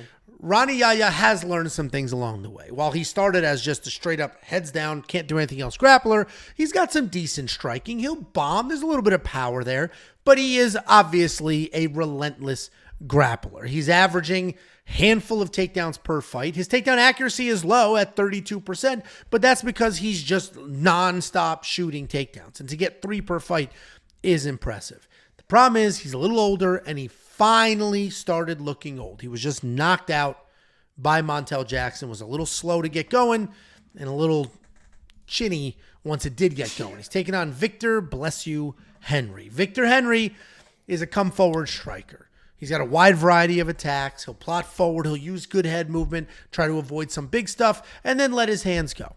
He'll throw some head kicks. He'll throw some spinning stuff. He'll fight inside the pocket. He's not particularly amazing anywhere, but he will move forward. He will throw a whole bunch of stuff. The reality is Victor Henry should win this fight. He should. He's a little bit younger. He's a better fighter overall. But the bigger issue is you can't rely on Victor Henry. Does everybody forget when Victor Henry was a 4-1 favorite against a different 40-year-old in Rafael Assunção, and he lost that fight? Rafael Assunção was 40 years old, and Victor Henry was a 4-1 favorite, and he lost that fight. Victor Henry should win this fight. He should just be a little bit faster. He'll definitely have better striking. We've seen decent takedown defense out of him, so if that's there in this fight, he should win this fight. But we have seen him lose to other old Brazilian men. You cannot trust this guy at 5-1 odds. You can't do it. And also, if I would have more faith in Victor Henry if he was 28, but he's 36. He's only a tiny bit younger than Rani Yahya. But Victor should win. And if he was minus 200, that's a whole different ballgame. Minus 500, when we've seen him lose almost this same matchup, is kind of a problem. What do you think, Jakey boy? Here's a random question for you that at first glance, it feels like you know the answer, but then you dig in, and I think it's going to really throw people for the loop. Between these two gentlemen, who's got the better hairline? It's 100% Rani Yahya. Well, you think at first glance you see all these long locks of no, you said hairline. If you said hair, I mean, well, look how far back that goes. That's why it's so long. It's to compensate. That's what I'm working on. When he wears braids, it doesn't really look like it's that bad. Maybe it's just the picture or the way he's got it parted or something, but I just thought... It actually doesn't look bad. You made me look at it, so then I'm like, oh, well, this guy. But it doesn't look bad. Okay, let's continue. He's a couple years from a skull, it appears. When I break down this fight and I see Rani Yahya, and what people got to understand about Rani Yahya is you're going to see all these submissions and you're going to assume he's this guard pulling jiu-jitsu nerd, which he can be at times, right? He will pull guard to get in those situations, but he's got decent striking and he's got actually decent takedowns. If he gets to a single, he will work an actual single without doing the weird, wild jiu-jitsu type stuff. He will try to get takedowns. He will hold on to you, and then if he can't do that initially, then he'll turn into the jiu-jitsu guy, but he's very good at that. I mean, this dude is like Velcro when he gets on your single leg. And Victor Henry, in my opinion, this is a good matchup for Rani Yahya because this isn't Montel who fucking just sniped this guy, right? I mean, he's got real power. Victor Henry's not a super dangerous guy. He's more of a volume guy. He will stay in your face, which if you're pressuring Rani, I don't think he's going to mind that too much because he can just level change, got decent timing on those takedowns as I already referenced. But Victor Henry is also a guy that will defend takedowns, but he also will get taken down. He's not defending them all. And if you just keep shooting on them, he will eventually... Sorry, somebody's comment says Victor Henry looks like Mona Lisa's brother, Dave Lisa. I don't know why. It's so stupid, but it made me laugh. It was pretty stupid. But sorry, glad that we took that time out. I didn't interrupt. You interrupted. I did it. No, you were laughing. I thought you said because I said that I made something that sounded like it could be sexual. I was going to make fun of you for being immature. And turns out you weren't even paying attention. I was reading the comment. Dave Lisa. Man of the people. I don't know where I was at. It was this guy. Win. Congrats, Lau. I literally all right, you picked Rani because you said Victor. We've seen him get taken down. You mentioned he was also and what I also don't like about Victor too is he will give up his back to get up off his feet, and he will rely not only on just like normally getting to the cage, getting back to your feet. He will try to sweep and he will try to hit switches and stuff, and you cannot do that versus Rani. If you try to start out scrambling a guy like Rani Yahya, he is going to beat you to those positions. And a lot of times Victor tries to scramble to get back to his feet. I think that's going to be a big issue here. I'm going with Rani Yahya. I don't like absolutely love it as a pick. It's more of like kind of a fun pick. I think he can win this, but the plus 3.5 to me, woo, I think that's intriguing. Woo. Yeah, Victor's not a finisher at all. So this should certainly, well, it should go the distance. If it doesn't, it's because Rani snatched something up. But, yeah, I mean, I'm not that excited for this fight, and I do like Rani Yahya. We have bet on him in the past and made some good money off of him as an underdog. Last fight wasn't it. I don't think this fight is it. You and I are a little split here. I'll do a bet openly with you. Oh, no, not at these odds. Never mind. I messed up. I don't think you have any fucking money in your account. No, I just beat you on the Wei one. I just forgot. I have $330. I just forgot to max that one out. I did 30 instead of 300 or some shit. Barely won that one. Whaley beat her ass, dude. It was competitive. She got dropped 3 times. She did get dropped 3 times. Oh, I have $850 in mine, so let me know. I have 330. The problem is the odds in this fight are not good enough for me to bet 4 to 1 on a dude who lost to a 40-year-old Brazilian just last year. I can't do it. Can't do it. And I'm saying Brazilian as like I'm saying 40-year-old Brazilian because that's what he's fighting now. That's why I'm making that exact comparison. If they were different, I would just say 40-year-old. But same guy, come forward, grapple, and that's how he lost. Anyway, if you do want to check out the actual bets that we've placed, if you want to check out the DraftKings Optimizer, you want to see what Artem's doing with his bets. If you want to check out PFL bets, Artem's got those up as well. The Artificial Intelligence, the DraftKings Optimizer, the Prize Pick plays, the Underdog plays, the FanDuel plays, the DraftKings plays, running mounts bets, all of that, and so much more. WeWantPicks.com. Click Become a Member. It's $10 a month. You sign up this week, you're also going to get UFC 301. You're also going to get, I don't know what the next 2 cards are, like St. Louis or whatever the hell it is. WeWantPicks.com. Click Become a Member. St. Louis. Oh. Same What's poppin' Bumbolela. tonight? What's popping tonight? Oh. I was like, same Bumbolela. That's what's popping tonight. Good to know. Good to know. What else is good to know is that we will send you $50. Go to WeWantPicks.com/bets. Sign up, make a deposit. We send you $50 as a thank you. It's affiliate marketing. It's just that simple. We make commission off the sign up. That's it. One-time commission off the sign up. We slice off some of that money. We give it right back to you. It's that simple. WeWantPicks.com/bets. Sign up, make a deposit. You need to make a deposit. That's how we get paid. And then we give you some of that money back. And if you want to send some mail, what I do want to do, we filmed the vlogs. We filmed the Fight Foods vlogs. Jacob wasn't in the last one because he was streaming. Actually, you were in it. You had your little cameo there. Yeah, I don't know if I signed off on that. I saw myself, and I don't know if I was compensated for that. Quite literally, well, you haven't been yet, but you will be. The Fight Foods vlogs, they're fun. You get to hang out, see what we're doing. We cook some good food. People watch the fights, all of that stuff. But the reality is, what I would like to do is add a little more showcasing of the community. We got to showcase Arturo. Arturo's a premium member that just watched my last vlog and said, hey, I'm a landscaper or I own a business. You need some help in the yard, I'll help you in the yard. And he came over here, he helped. I paid him. So I'm not looking for any handouts here. We took care of Arturo. He's actually all coming. The free shit you want to, guys. We took care of any Arturo. Free service you want to give me, I'll take advantage of it. And I'm talking anything. You know what I mean? I know there's some people out there. Any free service in the Dallas area, you let me know. There it is. Jacob will take it. If it's as small as you're a local business, you want me to wear your shirt, I'll wear your shirt during the vlog. I just want to help and showcase the premium members and the rest of the community because frankly, none of this exists without the community. And this is the easiest way. Send us stuff. We'll add the unboxing segment. We'll, shout you out, do all those things. I'll sit here and open cards. You send me cards just to piss Angel off. Oh, no, don't do that. You'll do that on your live stream, not mine. Next up, at UFC Vegas 91, we have the main card opener. We have Tim Dirty Bird Means taking on Uros Medic. Tim Means 33-15 overall. He is 2-3 in his last 5. He is coming off of the finish win over no longer in the UFC, Andre Fiallo. He's taking on Uros Medic. A third of the experience, actually a quarter of the experience. But he is still a very good fighter. 9-2 overall, 3-2 in his last 5. He's coming off that grappling loss to Miktik Orobai. Tim Means is a gritty guy. The Dirty Bird is a high-volume striker who can work in a takedown. That's a chicken. That's a chicken. That's a chicken. It's a fucking dragon, dumbass. That was a dragon? No, actually helped. That's the only thing that helped.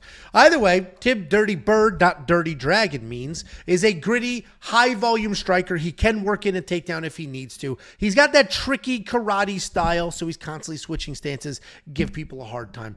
It's hard to put him in a single category or give him a single path to victory because he will mix things up pretty well. He's active, he has a frustrating style, and he did just knock somebody out, which snapped a 3-fight skid. He's taking on Uros Medic. This guy's a clean technical striker. Comes out hot, fast, loose, throws everything with intent. He has a 100% finish rate in those 9 wins. He has speed, power, and killer instinct. He was just taken down 7 times by Miktek Orobai, which is a bad look, and it did drag down his defensive wrestling statistics to 46%, but it's a bit misleading. It's almost unfair. Because Uros Medic has decent takedown defense. It was just, Miktek Orobai is just such a nasty wrestler, he was able to get that done. Almost, here's your comparison, almost like what happened to Calvin Kattar's striking stats after the Max Holloway fight. Max Holloway just beat that dude so bad that Calvin Kattar's striking differential was so upside down that was never going to get fixed. Either way, this should be an Uros Medic fight all day. He should absolutely win this fight. Of all the unreasonably large favorites on this card, I don't think Uros is necessarily a big enough favorite. Obviously, the big questions are, what's he going to do if Tim Means goes all in on the wrestling? I personally think he'll be fine. I think the Miktek Orobai fight was an anomaly. I think that guy is just such a good wrestler.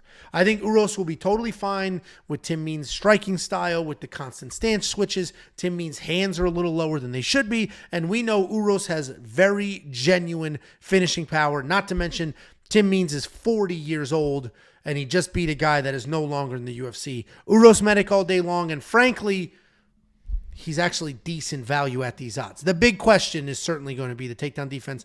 I don't necessarily think it matters, and I think this is a showcase fight. What do you think, Jakey boy?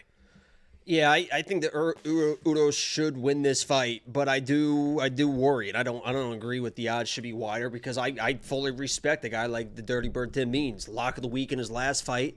Right, I knew that he was going to weather the storm of Fialo and be able to do what he needs to do. And the same thing, honestly, could happen here. Uros Medic is kind of a first-round or bust type of dude. A lot of fucking first-round finishes with not a lot of what we've seen outside of the first round. And if there's ever some guy that kind of weathers the storm and kind of puts it together, it is Tim Means because he did that versus Andre Fialo. Andre Fialo was laying some good stuff. He was able to mix in some takedowns, but then he was able to do what he needed to do in the second round to be able to lay the volume to eventually finish that fight.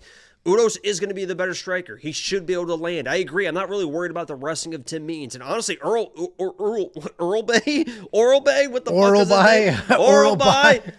Honestly, Oralbay, I don't know how the fuck he even survived that. I mean, Uros was landing some good fucking shit in the pocket, had him hurt. Because he has still a was able to caveman head. Yeah, he's still able to get those takedowns. And those takedowns are a lot different than the takedowns that Tim Means has. I mean, Tim Means is more of kind of just a reach over and a clinch and try to run the pipe or whatever, and Uros should be fine there. But I will say, on the live stream, if this gets out of the first round, I don't care how big of a beating Tim Means took, I'm going to be looking at those Tim Means odds to maybe put a sprinkle on Tim Means if it's out of the first round. But Uros is a dangerous dude. Tim Means does get hit. It's not like has never been finished. He has been finished in a number of ways. So I'm going to Uros, but this should be a fun fight. The odds should be wider, and I think they're. I don't. When I say wider, like I think Uros is good value at -310. What is that here? Let me tell you what that translates. I think that opening -200 is a reasonable line. So, well, obviously it's a better line, but here I think it's reasonable. Let me -310. So that what percentage would you give Uros to win this fight? What percentage do I think he's going to win this fight? Out of 100, yeah. What percentage? Should be probably 85. Okay. -310 is 75%. Okay? We done being stupid? All right. Okay. Let me see. You have a bet on him then, right? You don't see it on premium? If you want to see that bet or a similar bet, WeWantPicks.com, click Become a Member. It is only $10 for an entire month. But that is what these odds translate to. -310 is a 75% implied. You don't have a bet on him. I know, idiot. Is an implied probability. Is an implied probability of 75%. So if you think Uros Medic wins this fight, with more than a 75% confidence level, then minus 310 all of a sudden aren't such terrible odds. $9,100 in DraftKings, $7,100 in DraftKings. I'm with you, Jacob. Tim Means is a very good fighter. If Tim Means wasn't 40 and if he was a touch more durable, this would be different. But he is 40. He does get finished. And Uros Medic is a finisher. So I just got to go that route. $9,100 is probably going to be worth it. Are you going to spend $7,100 on Timmy? Or do you think Uros is worth the $9,100? I mean, you need dogs in your lineup, so. Not picking Timmy. There you go. WeWantPicks.com, click Become a Member at the top. The calculator that I just used to calculate those implied probabilities, those are on the website. I don't know how much longer that'll be there, but that is on the website. What are you doing? Oh, the basketball game. Man, Miles Turner just had a monster block. They're up 7, 8 minutes ago in the third. Dude, we played horse the other day, and I got stuffed on coming up. I wasn't gonna dunk, and these aren't 12-year-olds anymore. Yeah, the hoop was lowered, so I'm not pretending I could dunk on a 12-footer. I was about to come down, and then the neighbor's like, 6-foot rim. It was embarrassing. It was like 8, maybe 7.5. There's no way that you're dunking on 8. I didn't even I wasn't even close. I got stuffed very far away, very far, just completely shut down. It was embarrassing. The fuck out of 12-year-olds. We did. We smoked those 12-year-olds in basketball. And that one kid talked shit. Literally took their ball and went home. Didn't that one kid talk shit? And I was like, go tell your mother to give me a call or something? No, because there was 3 regular kids and then I don't know if he was younger or just a smaller kid, and they were kind of picking on him. So we were like, all right, you're on our team. Right? And we just beat the fuck out of these bullies that were bullying this kid. And they literally were like, I'm leaving. They had the ball. So they literally took their ball and went home. I do remember that. Loving it. I thought we said something. I thought I said some smart ass bullshit. You were talking shit the whole time. Every time you'd score, you'd look at this kid like, oh. Just talking shit the whole time. They were young children, and this is. But they were literally bullying that little kid. Yeah, and this is 40 pounds ago, Ange. This is pre-children, Ange. Really, the movements. Florida was better for you. I tried to get you out with the pickleball. I mean, guys, I try to keep this guy active. Let's go play pickleball. I'm very active. I go to jiu-jitsu 3 days a week. I'm training. 3 days I'm training. I played. Visually, it doesn't look like you do a goddamn thing. What the fuck? That didn't move as much as I was hoping. We got fights breaking out. Pat Beverly is not very happy, huh? Let's move on. Next up, at UFC Vegas 91, we have Get Up Boy taking on David Get up Onama. And do some, boy. Jonathan Pearce. Get up and do some. 14-5 overall. He's hitting me in the back of the head, ref. Wait, what's the bye part? That's what Brito did. Oh, I don't remember that. Because he said he's hitting me in the back of the head, ref. And he's on top of Brito, and Brito goes, blah, blah, blah, blah, blah. And that's when he goes, get up and do something, then, boy. Get up and do something. I just remember hearing the get up and do something, boy. And then within a minute, he was submitted. It was very quick after that. Got that ninja choke. Well, Joe Anderson Brito did just submit Jonathan Pearce in his last fight. That is the one loss in Jonathan Pearce's last 5. He's taking on David Onama. 11-2 in his career, 3-2 in his last 5. He is coming off that knockout win over Gabriel Santos. Jonathan Pearce, nasty wrestler. He's just going to come forward, non-stop wrestle. Just non-stop wrestle. He averages almost 6 takedowns per fight, an accuracy of 53%, which is high. To average 6 and get them at above a 50% clip, those numbers aren't typically, if you're averaging 6, you're usually getting 20%. So to have a 53% accuracy and averaging 6 is pretty impressive. But what we always say here is if you're averaging 6 takedowns or a giant number like that, that means your control time is not really there. Your control kind of sucks a little bit. You're not going to see much striking out of him. He is going to come forward. He is going to shoot immediately. In 19 fights, he's only been to a decision 3 times. He does leave it all out there. He does set a nice pace, and he does come forward with that wrestling pressure. Taking on David Onama. This guy's a kickboxer who likes to plot forward. He likes to control the pace as well. Typically, not a wild, high-volume kind of guy, but he is effective. Long jab. He's constantly pumping out there. He does tend to throw just 1 or 2 punches at a time unless he's in a clinch, and then he'll really let go. David Onama has good takedown defense. It's not great. It's only 45%, but it is better than the statistics will make it look. But he was just taken down twice by Gabriel Santos before he knocked him out in the second.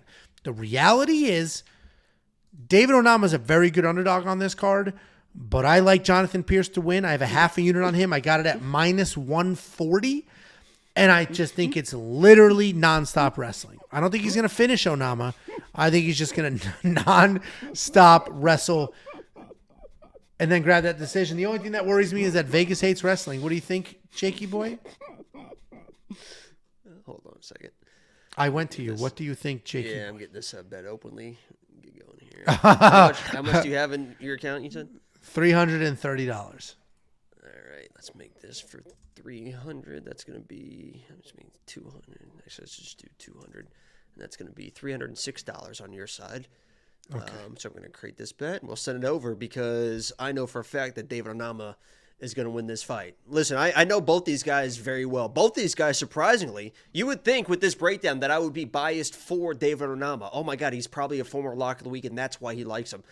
He was an anti-lock of the week. Both of these gentlemen were anti-lock of the week. They both lost to my lock of the weeks. Jonathan Pearce lost to my lock of the week, Joanderson Brito. David Onama lost to my lock of the week, Nate Landwehr. I knew that Nate Landwehr was going to be able to weather the early storm and be able to put a pace and pressure on this guy, David Onama, and that's exactly what happened. He had to weather quite the storm as well. I mean, he was knocked out cold. I think his head hitting the canvas woke him back up because this guy, David Onama, does hit hard. But he weathered the storm. But what I saw in that Nate Landwehr fight was this guy is not a fucking quitter. I mean, this guy was exhausted, death-gassed, could not do anything. But when he got that spurts of energy, he was still trying. This guy is not a fucking quitter. He is a tough dude. He was taken down a few times, but a lot of times that was late after he was tired. If you watch that Gabriel Santos fight, early on, Santos is a very good wrestler himself. Shot some takedowns that Onama immediately reversed. I mean, effortlessly reversed those positions. He is very good in his defensive wrestling. Even if he gets taken down, he knows what to do. He's not going to be,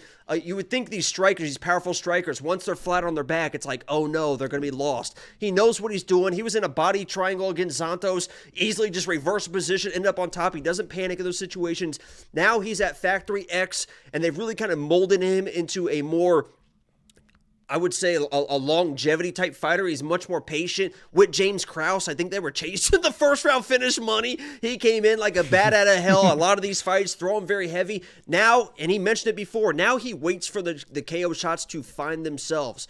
And this guy doesn't have swing wild power. This guy has very tight power. I mean, he hits you with just a little tight shot, and he has that type of power to knock you out. And Jonathan Pearce, I know he's got all this wrestling, and he has this tenacious type of style, but he's tenacious because he can't really hold people down. He will get really sloppy himself, especially in the striking when he can't get the takedowns. And if you look at the people he's fought, I mean, this dude hasn't fought a single fucking striker. You're talking about Darren Elkins, Mark Juan Americana. Yeah, Brito tried to wrestle him for whatever reason. Brito literally did not strike with him, tried to counter wrestle, so he wasn't striking with Brito, and Brito stood up and ended up submitting him, so there was no strike with Brito.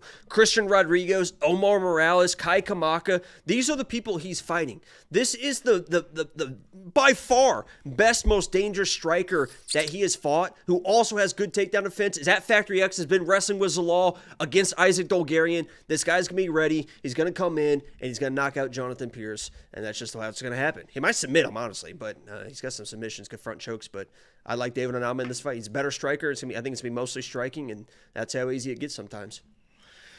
I just don't think he's going to be able to defend those takedowns. I think it's just going to be nonstop takedown pressure. He's going to defend the first two, and that's big trouble for Mr. JSP.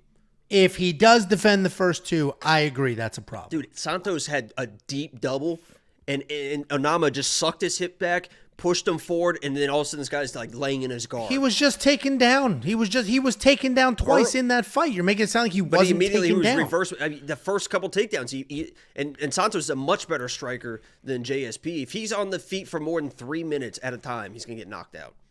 This dude's striking is sloppy, and he thinks he's good. That's the part I love. I agree. His striking sucks. He thinks he can strike because he's been striking with these grapplers. He thinks I promise you, he thinks he can strike. Listen, I agree with what you're saying. The problem is, though, while Onama has power, he's not a volume guy. He waits. And if Jonathan Pearce has a little bit of success wrestling, Onama's going to wait too long and then defend takedowns, not let his hands go. Oh, I didn't send that bet. Put it in the private chat, and I'll jump on it. Well, Jacob and I are squarely split on this fight. I literally have a bet on the other side, and we will be betting each other using Bet Openly. If you want to check out Bet Openly, you should. It's not a sports book. It's human-to-human betting. So in this case, Jacob and I will be betting each other, and Bet Openly doesn't. We're going to get better odds. We're going to get the odds at the bottom, -157 and +157. So we're going to get better odds, and they just take a tiny percent to do the actual transaction, run the website, and do all that stuff. So check out Bet Openly. I'm going to grab this bet now. Put it on my other screen here. I'm going to click max. There we go. 306, place bet. Done. And when it only wins me $200, what a joke. I mean, I guess he is minus 157. Shit. And I'm going to have over $1,000 in mine. It's all your money, too. Good luck. I'm paying you back for those 303 tickets. Don't forget it. It's going to take a while for that. See, I don't want gifts. This is why I don't like gifts. This is why. Guys, I would appreciate a gift from you, and that gift would be premium membership. Guys, just go to I just fucking bought VIP tickets for this dumbass because I'm like literally forced to. It's like you got to get a gift for your fucking boss, otherwise things aren't going to go well. No, you don't. Otherwise things aren't going to go well in the company. You got to take care of those that take care of you, all that stuff. So if you guys could please become a premium member, because I literally bought fucking VIP tickets to the Conor McGregor fight for this guy. What is the VIP experience? I already told you what it is, but you weren't listening. You get reserved seats. I didn't believe what you were saying. That's why go ahead. Hold on, let me find the graphic so I can tell you 100% for sure, because I screenshotted the graphic. But you get I know you get reserved seats at the ceremonial weigh-ins, right? So we're going to be sitting pretty. I think you can do something after the weigh-ins too. Some little thing. You get a lower level ticket, in venue, pre-fight hospitality, reserved seat at the ceremony weigh-ins, and a post weigh-in reception. What's that? I don't know, but we might get naked. That's a post weigh-in reception. Sounds fun. All right. Well, I'm looking forward to it. I believe you now because Tiffany emailed me my tickets, but crazy. What, your plane ticket? Yes. Next up at UFC Vegas 91, we have Austen with an E, Lane, taking on Jhonata Diniz. I think it's Jonathan, honestly. Jhonata Diniz. Austen Lane, 12-4 overall, 3-1-1 in his last 5. He's coming off that knockout loss to Justin Tafa. Jhonata Diniz, 6-0. He's undefeated with all stoppages. This is supposed to be a showcase fight. This is one of those fights that the UFC set up saying, let's promote this young, up-and-coming heavyweight, and we'll do it against a much larger former NFL player. And there's a narrative here. It's supposed to happen. Jhonata's supposed to win. He's supposed to win by knockout. But as we know, sometimes that's not how these Contender Series guys go. Jhonata is a very good striker. He does have clean technique, incredible power. He throws in combinations. He's got good defense as well. Great speed for his size. And he has professional kickboxing experience before moving to MMA. Takedown defense is solid, but it's relatively untested. There's not a lot of footage of him defending takedowns. That's not an easy thing you're just going to go ahead and find. He is taking down Austen Lane. Guy's a former NFL player. Okay, a typo. Easy and hey. No attitude like that to me tonight. You want to apologize? Sorry.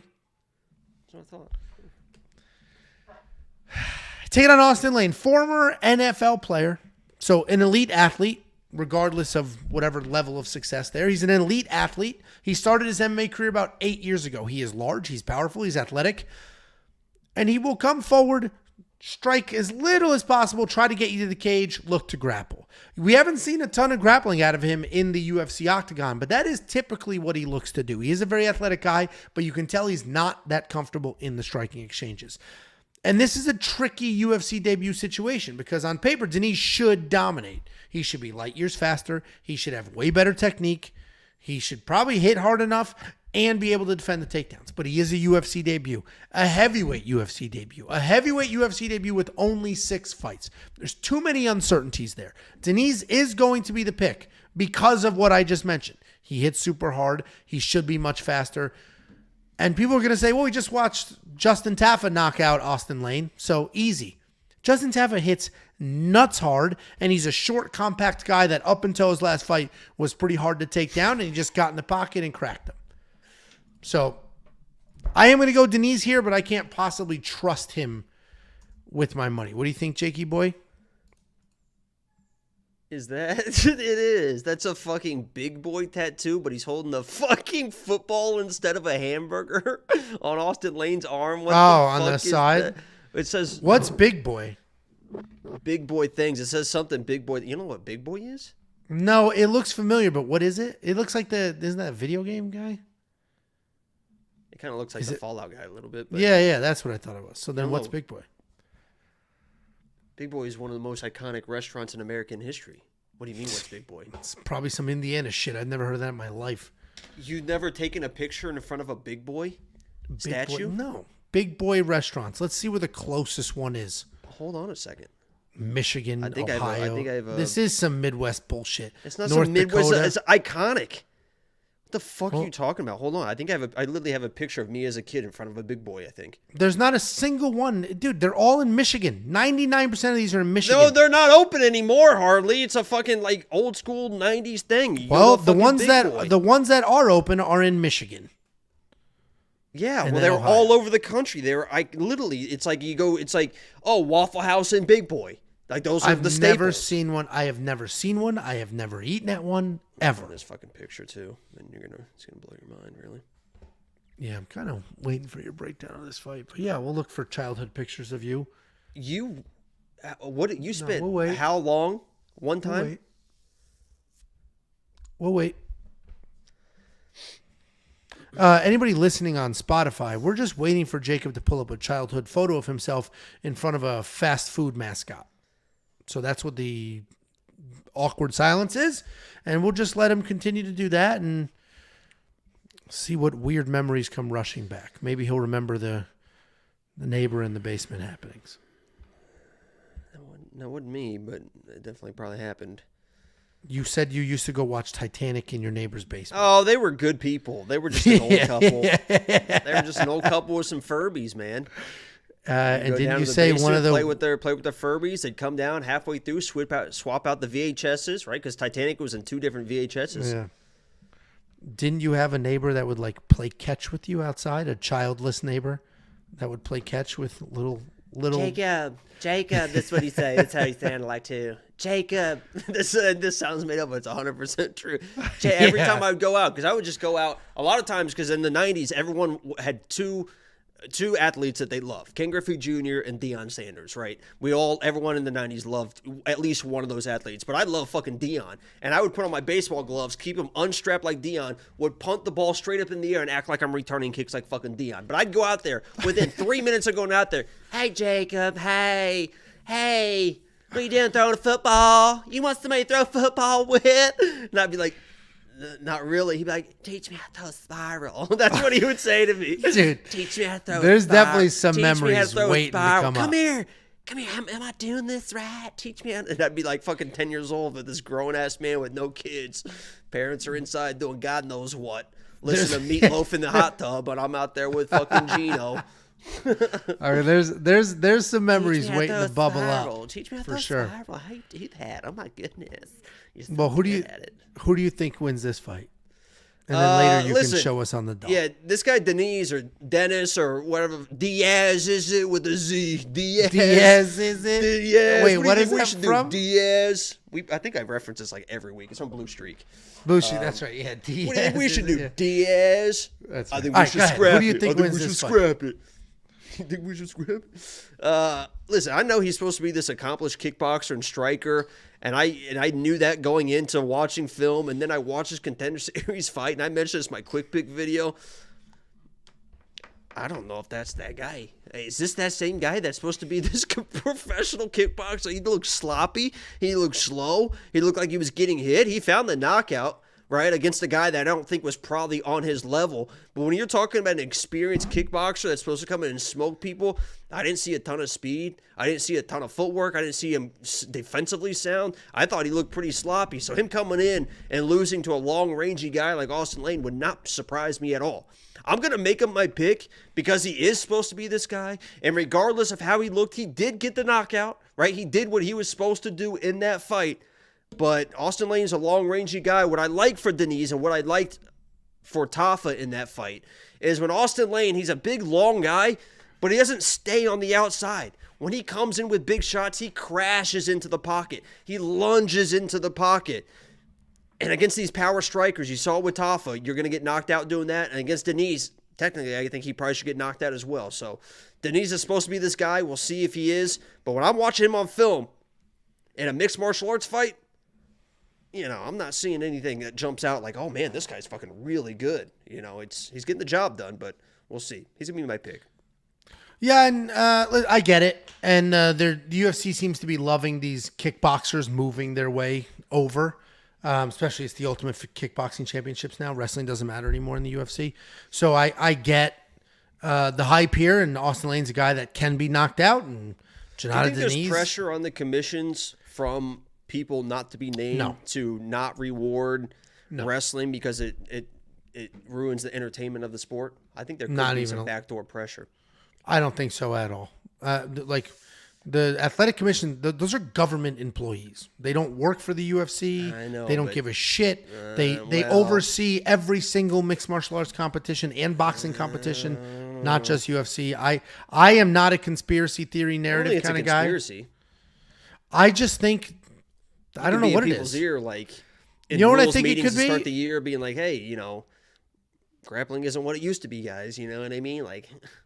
Well, it could quite literally be the apex could be changing it because people land a half a strike and coaches go crazy. And like it could be the apex that has done that to these judges and changed it because we don't see it as bad in pay-per-views. Angelo, quote, the government isn't corrupt, Bodetti.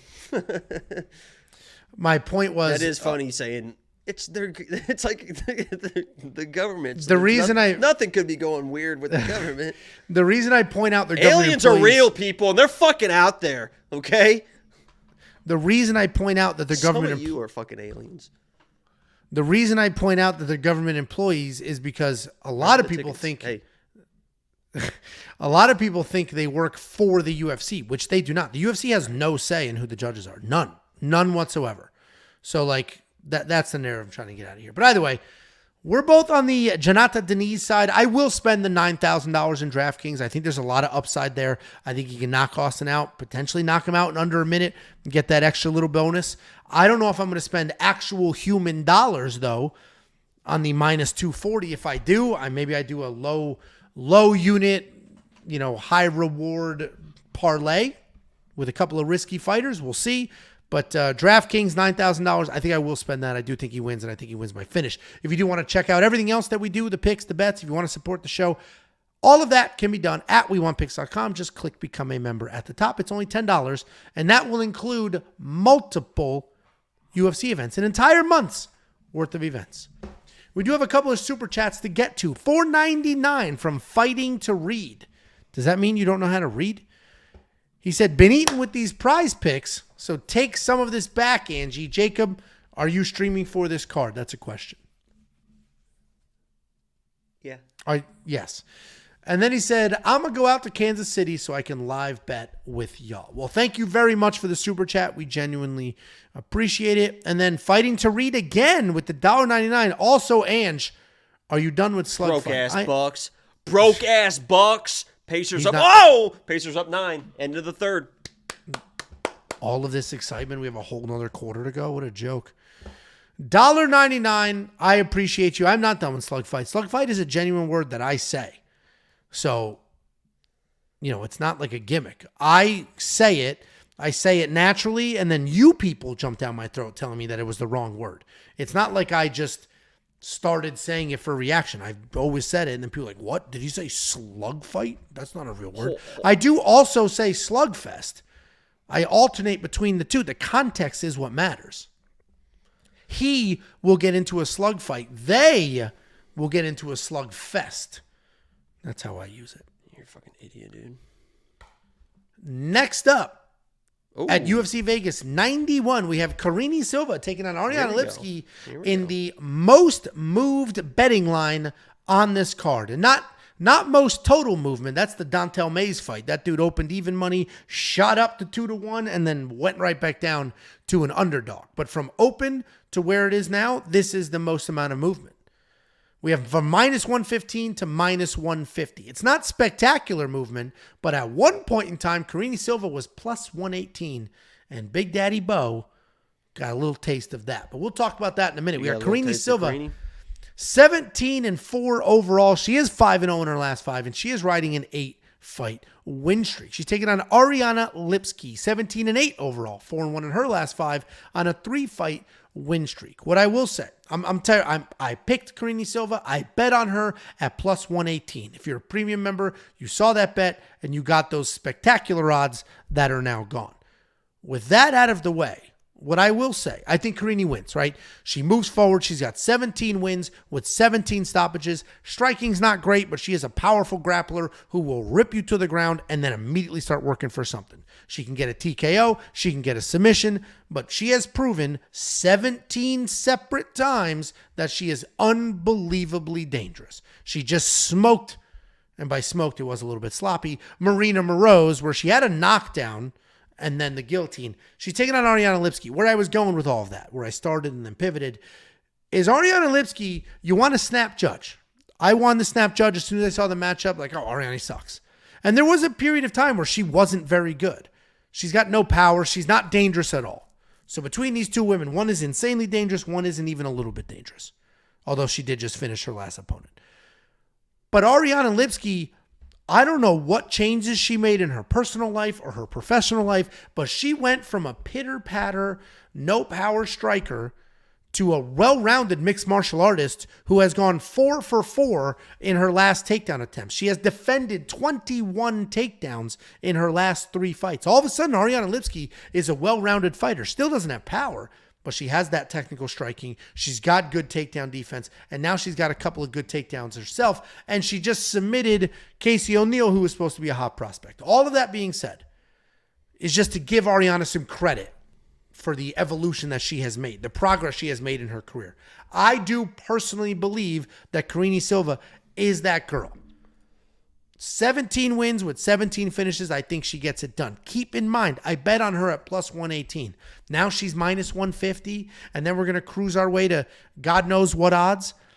The best the best bet, there we go, for Karine Silva might be inside the distance decision, no action, because Ariane's not going to finish her.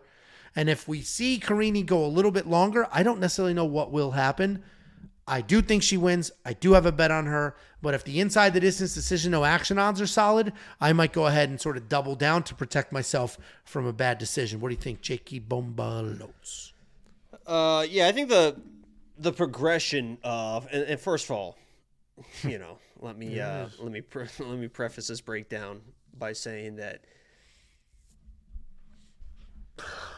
this fucking, God, this eats me alive, man. Just when they make me choose between these two fucking beautiful Brazilian women, I just can't.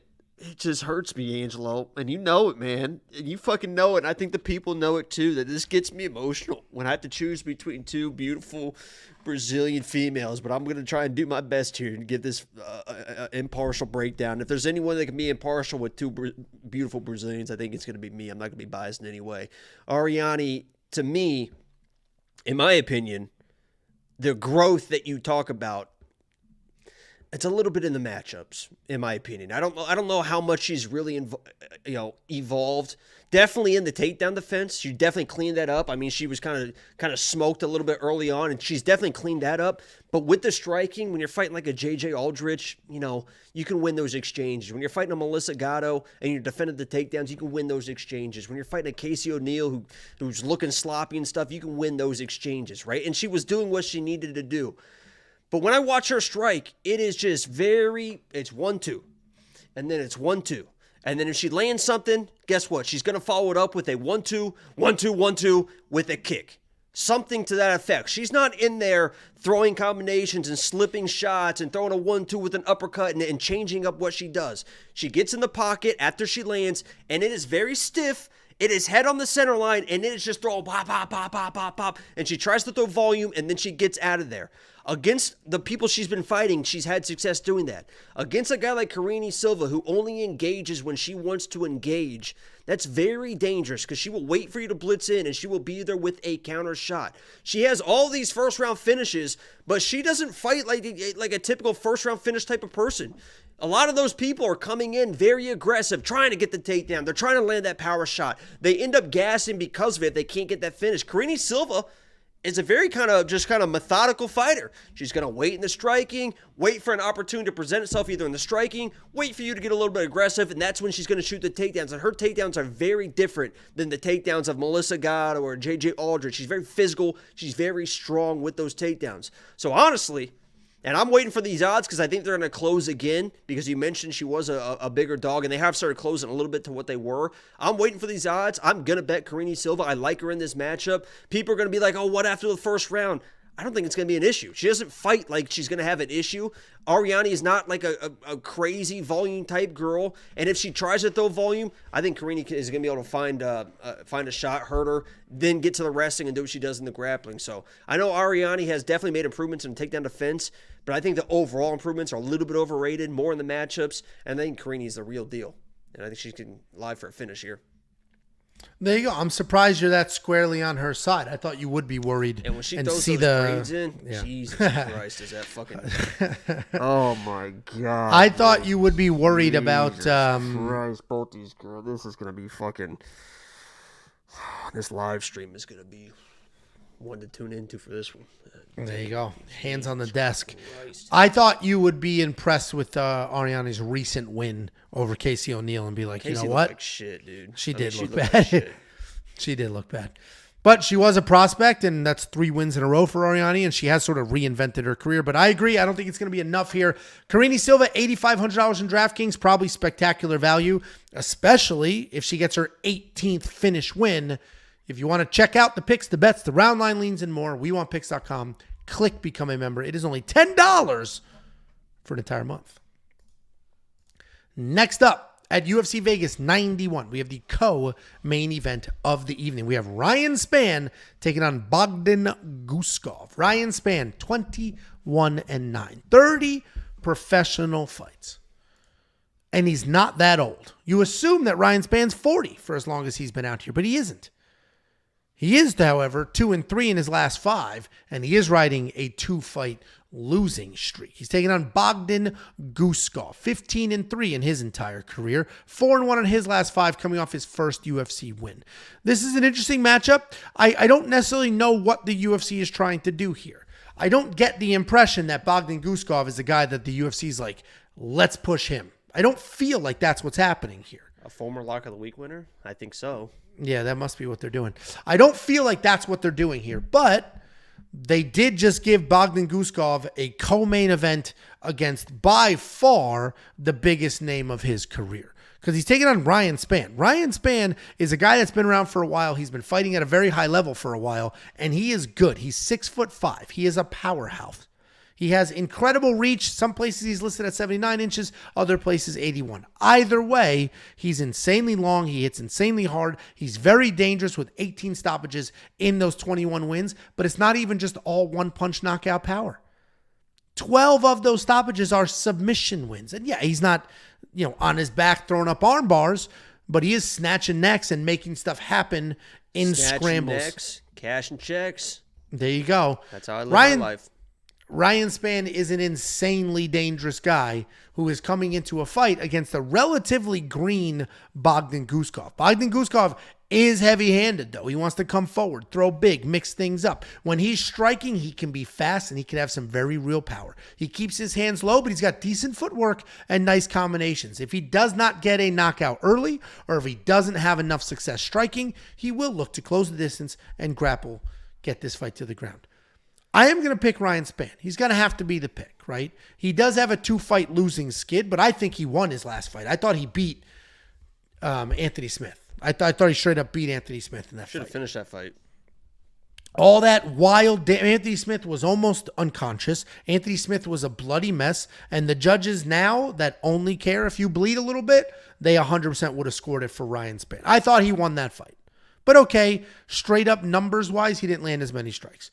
And the fight before that to Nikita Krylov, he did lose, and he did lose quickly. But if you remember, that fight was booked, canceled on fight night, and then rebooked. It was a sloppy week, and it just got whatever. He came out there, he made a mistake. But the reality is Ryan Spann is big. He is dangerous. Ryan Spann should win this fight. That's why he's a 2-1 favorite. But Bogdan hits like a freight train, can come forward, can land something. I'm going to pick Ryan Spann. I'm not going to pick somebody hoping for a lucky one punch because, well, lucky's probably the wrong word, but one punch knockout is the only way Bogdan wins this fight. He's not going to outwork Ryan Spann because as massive as he is, he has plenty of cardio. He's not going to out-wrestle Ryan Spann. He's got decent takedown defense. He's not going to out-grapple him. Ryan Spann's a good grappler. So the only way Bogdan wins this fight is by knockout, and I just think it's a little too early in his UFC career to get that against a guy like Ryan Spann. So Ryan Spann is going to be the pick. Undecided on bets. What do you think, Jake? How long was that breakdown? That felt like it was a while. Yeah, no, it felt long. It felt long. Jesus Christ. It did. This is, in my opinion, a 50-50 fight. I could see this fight being over in the first 2-3 minutes because I know Bogdan. Bogdan is a former lock of the week. I had him as lock of the week versus Zach Pauga. Absolutely smoked him because I knew Pauga wasn't like a super dangerous guy, wasn't going to be able to get the takedowns, and Bogdan was going to have the space he needed to land the shot. Ryan Spann is a little bit different than Zach Pauga. He's a big dude. He knows how to strike. He's got power on his own. By the way, the Pacers just went up 12 with 9 minutes to go, so we're feeling really good about my bet and how we're headed for this series about to take home court advantage. But Bogdan is a guy that, I mean, at 205, you don't want people that you're betting on to fight the way that he fights. Listen, guys, I love Bogdan. He is going to be my pick because I think it's a 50-50 shot, and I think he's got the power, and he's going to be a little bit faster than Ryan Spann. A lot of times with these 205ers, it's speed that does not power. It's speed. And I think he is going to be a little bit faster in the striking. But he fights with his hands low. And when he wants to be one of those guys, like a Sean O'Malley, like a Bobby Green, to where they're not hands up, and they're not slipping stuff and using footwork. They want to just slip stuff just out of the way. Right? I mean, they want to barely slip stuff so they can come over with a nice right hand or a nice left hand. He switches stances pretty well, but they want to get just out of the way. And sometimes when you're not just out of the way, you get fucking knocked out. I think that Bogdan gets in his face, somebody lands something early and hurts somebody, and then this fight's over quick. I'm going with Bogdan because I think he's going to be the faster guy. But this is much different than the Pauga fight. And if he tries to bring that Zach Pauga fight into this fight, he could run into some issues. So I like Bogdan. He's former lock of the week. He's going to be my pick, but I think it's 50-50, and whoever gets to the punch quicker is going to win this one. Yeah, I mean, I get it. I don't think it's 50. So if they're both just slinging, stupid too. If they're both just slinging leather, standing there, then yeah, of course it's 50-50. But you don't think Ryan Spann's he's clearly bigger, clearly longer, clearly probably hits harder, the better grappler. Like, there's not going to be any grappling. I don't necessarily think so either, but it should be interesting. Ryan Spann, hits like an absolute freight train. So this could be this. I'm good with this co-main event. Freight train. You put a penny on the rail. That freight train's derailed, baby. Yeah. Choo, choo. No, that's not true. It just smushes it. We used to put pennies on the rail all the time, and then we'd go the next day. And I don't think there's a statute of limitations on something like that. You could have derailed the whole passenger car, killed 400 people, Angelo. That's, first of all, I don't think there were passenger trains floating through the neighborhood. Those were... you live in the Northeast. Half the trains are passenger trains. Half of them are, but this was not. This was literally like rocks. It was coming from the Darios. Is it true that you used to teabag the third rail just for a little shock, just to feel something? There was not a third rail on these. The third rail are the commuter trains. This wasn't a commuter train. This was like a coal fire train. And your piss stream isn't solid enough for that to even happen, by the way. Mythbusters. Yes. I said teabag and not pee on it, dumbass. You dropped your nutsack right on that third rail. Okay. We're almost done here, guys. I promise you. $8,900 in DraftKings? Probably not. I'm probably going to shoot my shot on Bogdan at $7,300 in DraftKings because you need underdogs when you're building your lineup, and $7,300 is not terrible for a guy that could potentially win by knockout. I do think Ryan Spann wins this fight, but I'm not confident enough to bet him at 2-1. 2-1 is crazy. While I don't think this is a 50-50 fight, it's certainly not a 2-1 fight either. Are you going to have a Boggy Boy in your DraftKings fantasy lineup? I think he's going to make it in there, to be honest with you. There you go. There you absolutely go. Well, if you want to check out all the picks, the bets, the round line leans, and more, WeWantPicks.com. Click Become a Member at the top. It is only $10 hairs for an entire month. Next up, at UFC Vegas 91, we have a spectacular main event. We have two young prospects, undefeated, meeting in the middle of the octagon to determine who is the best prospect on the planet, to determine who is going to get the next title shot. Shit, I'm looking at the wrong notes.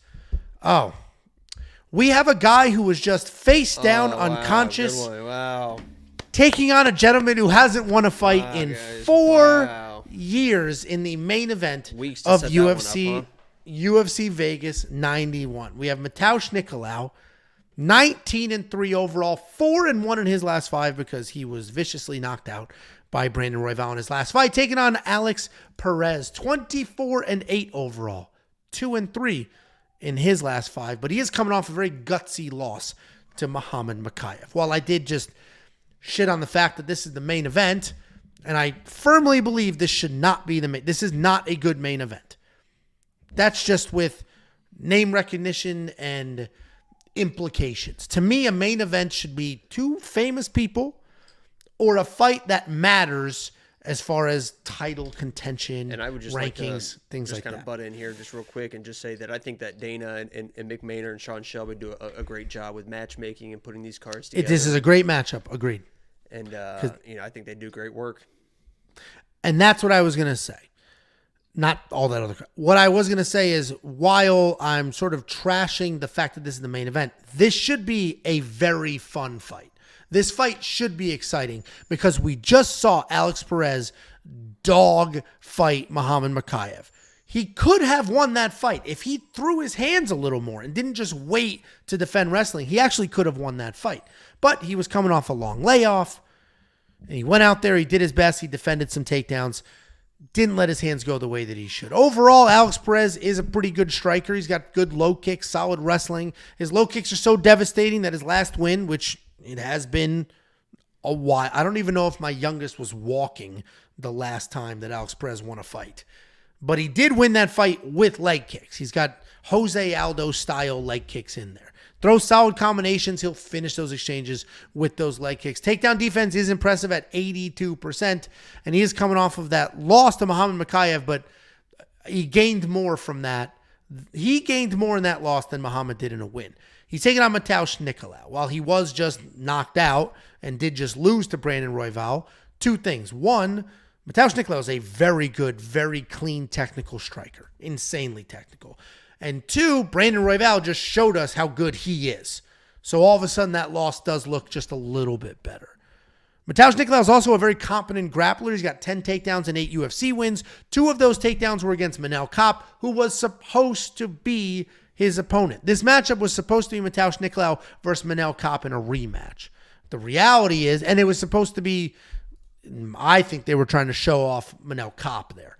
But what ended up happening is Manel Kape dropped, so then Alex Perez stepped in. And that's how we ended up here. The reality is, this is a fun fight. This should be exciting. It should be some good back and forth. I don't know if there'll be a finish, but if there is one, it'll be later. 3rd round, 4th round, something like that. I do think Nicolau wins this fight.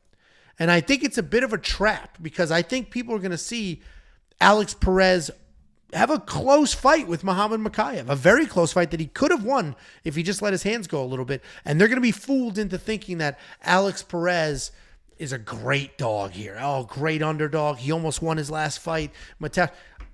It's not going to be that. I think Mateusz Nicolau is just that much better of a striker. He's going to beat Alex Perez to every single punch. He's going to stay in his face. He's going to touch him up. Mateusz Nicolau is going to be the pick here. But he was just knocked out, and sometimes when we get people who were knocked unconscious, it sort of changes how they fight. They're not as aggressive. They're not as willing to trade. But I am going to go Mateusz Nicolau here. Jakey boy, what do you think? My prediction, by the way, the Pacers were up 15 with 7 minutes to go. They're feeling really good about this. But my prediction for this fight is, and I just got done applauding the matchmaking. It's tough, but I think this fight's going to be fucking boring. Because Mateusz Nicolau is and I'm a big Nicolau fan. I mean, I was saying for a long time, for a lot of his fights, he is good enough to be a champion. I still think he's good enough to be a champion. He's a very good counter striker. And he will go all in on being a counter striker. And the one time he really didn't go all in on being a counter striker, he got a little aggressive against Brandon Royval, and he paid for it. So I have to imagine in this fight, he is not going to abandon the counter striking, which he is very good at.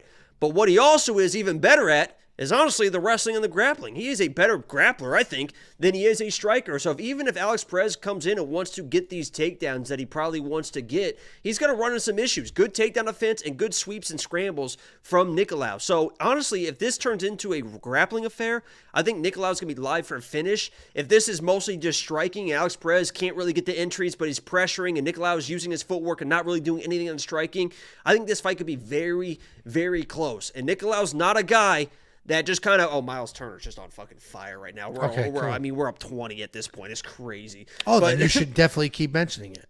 I'm very excited, Angela. And Pacers are my number one team for my whole life. But Nicolau is the better fighter here. It's probably going to be boring unless there's grappling involved, but he is a tough guy to trust, especially after the knockout like Angelo mentioned. I think he's going to go back to his very conservative ways, and if he's in a tight round, it's not like this guy's doing extra at the end of rounds to try to win rounds. He's just good with being this counter striker, this low volume guy. So he's going to be my pick. I think he's the better fighter everywhere in this fight, but when these rounds start adding up, we might get in a situation where we're in the 4th or 5th round and we're like, did Nicolau win those first 2 rounds? That type of fight. So I'm going Nicolau here, but he's a hard guy to trust.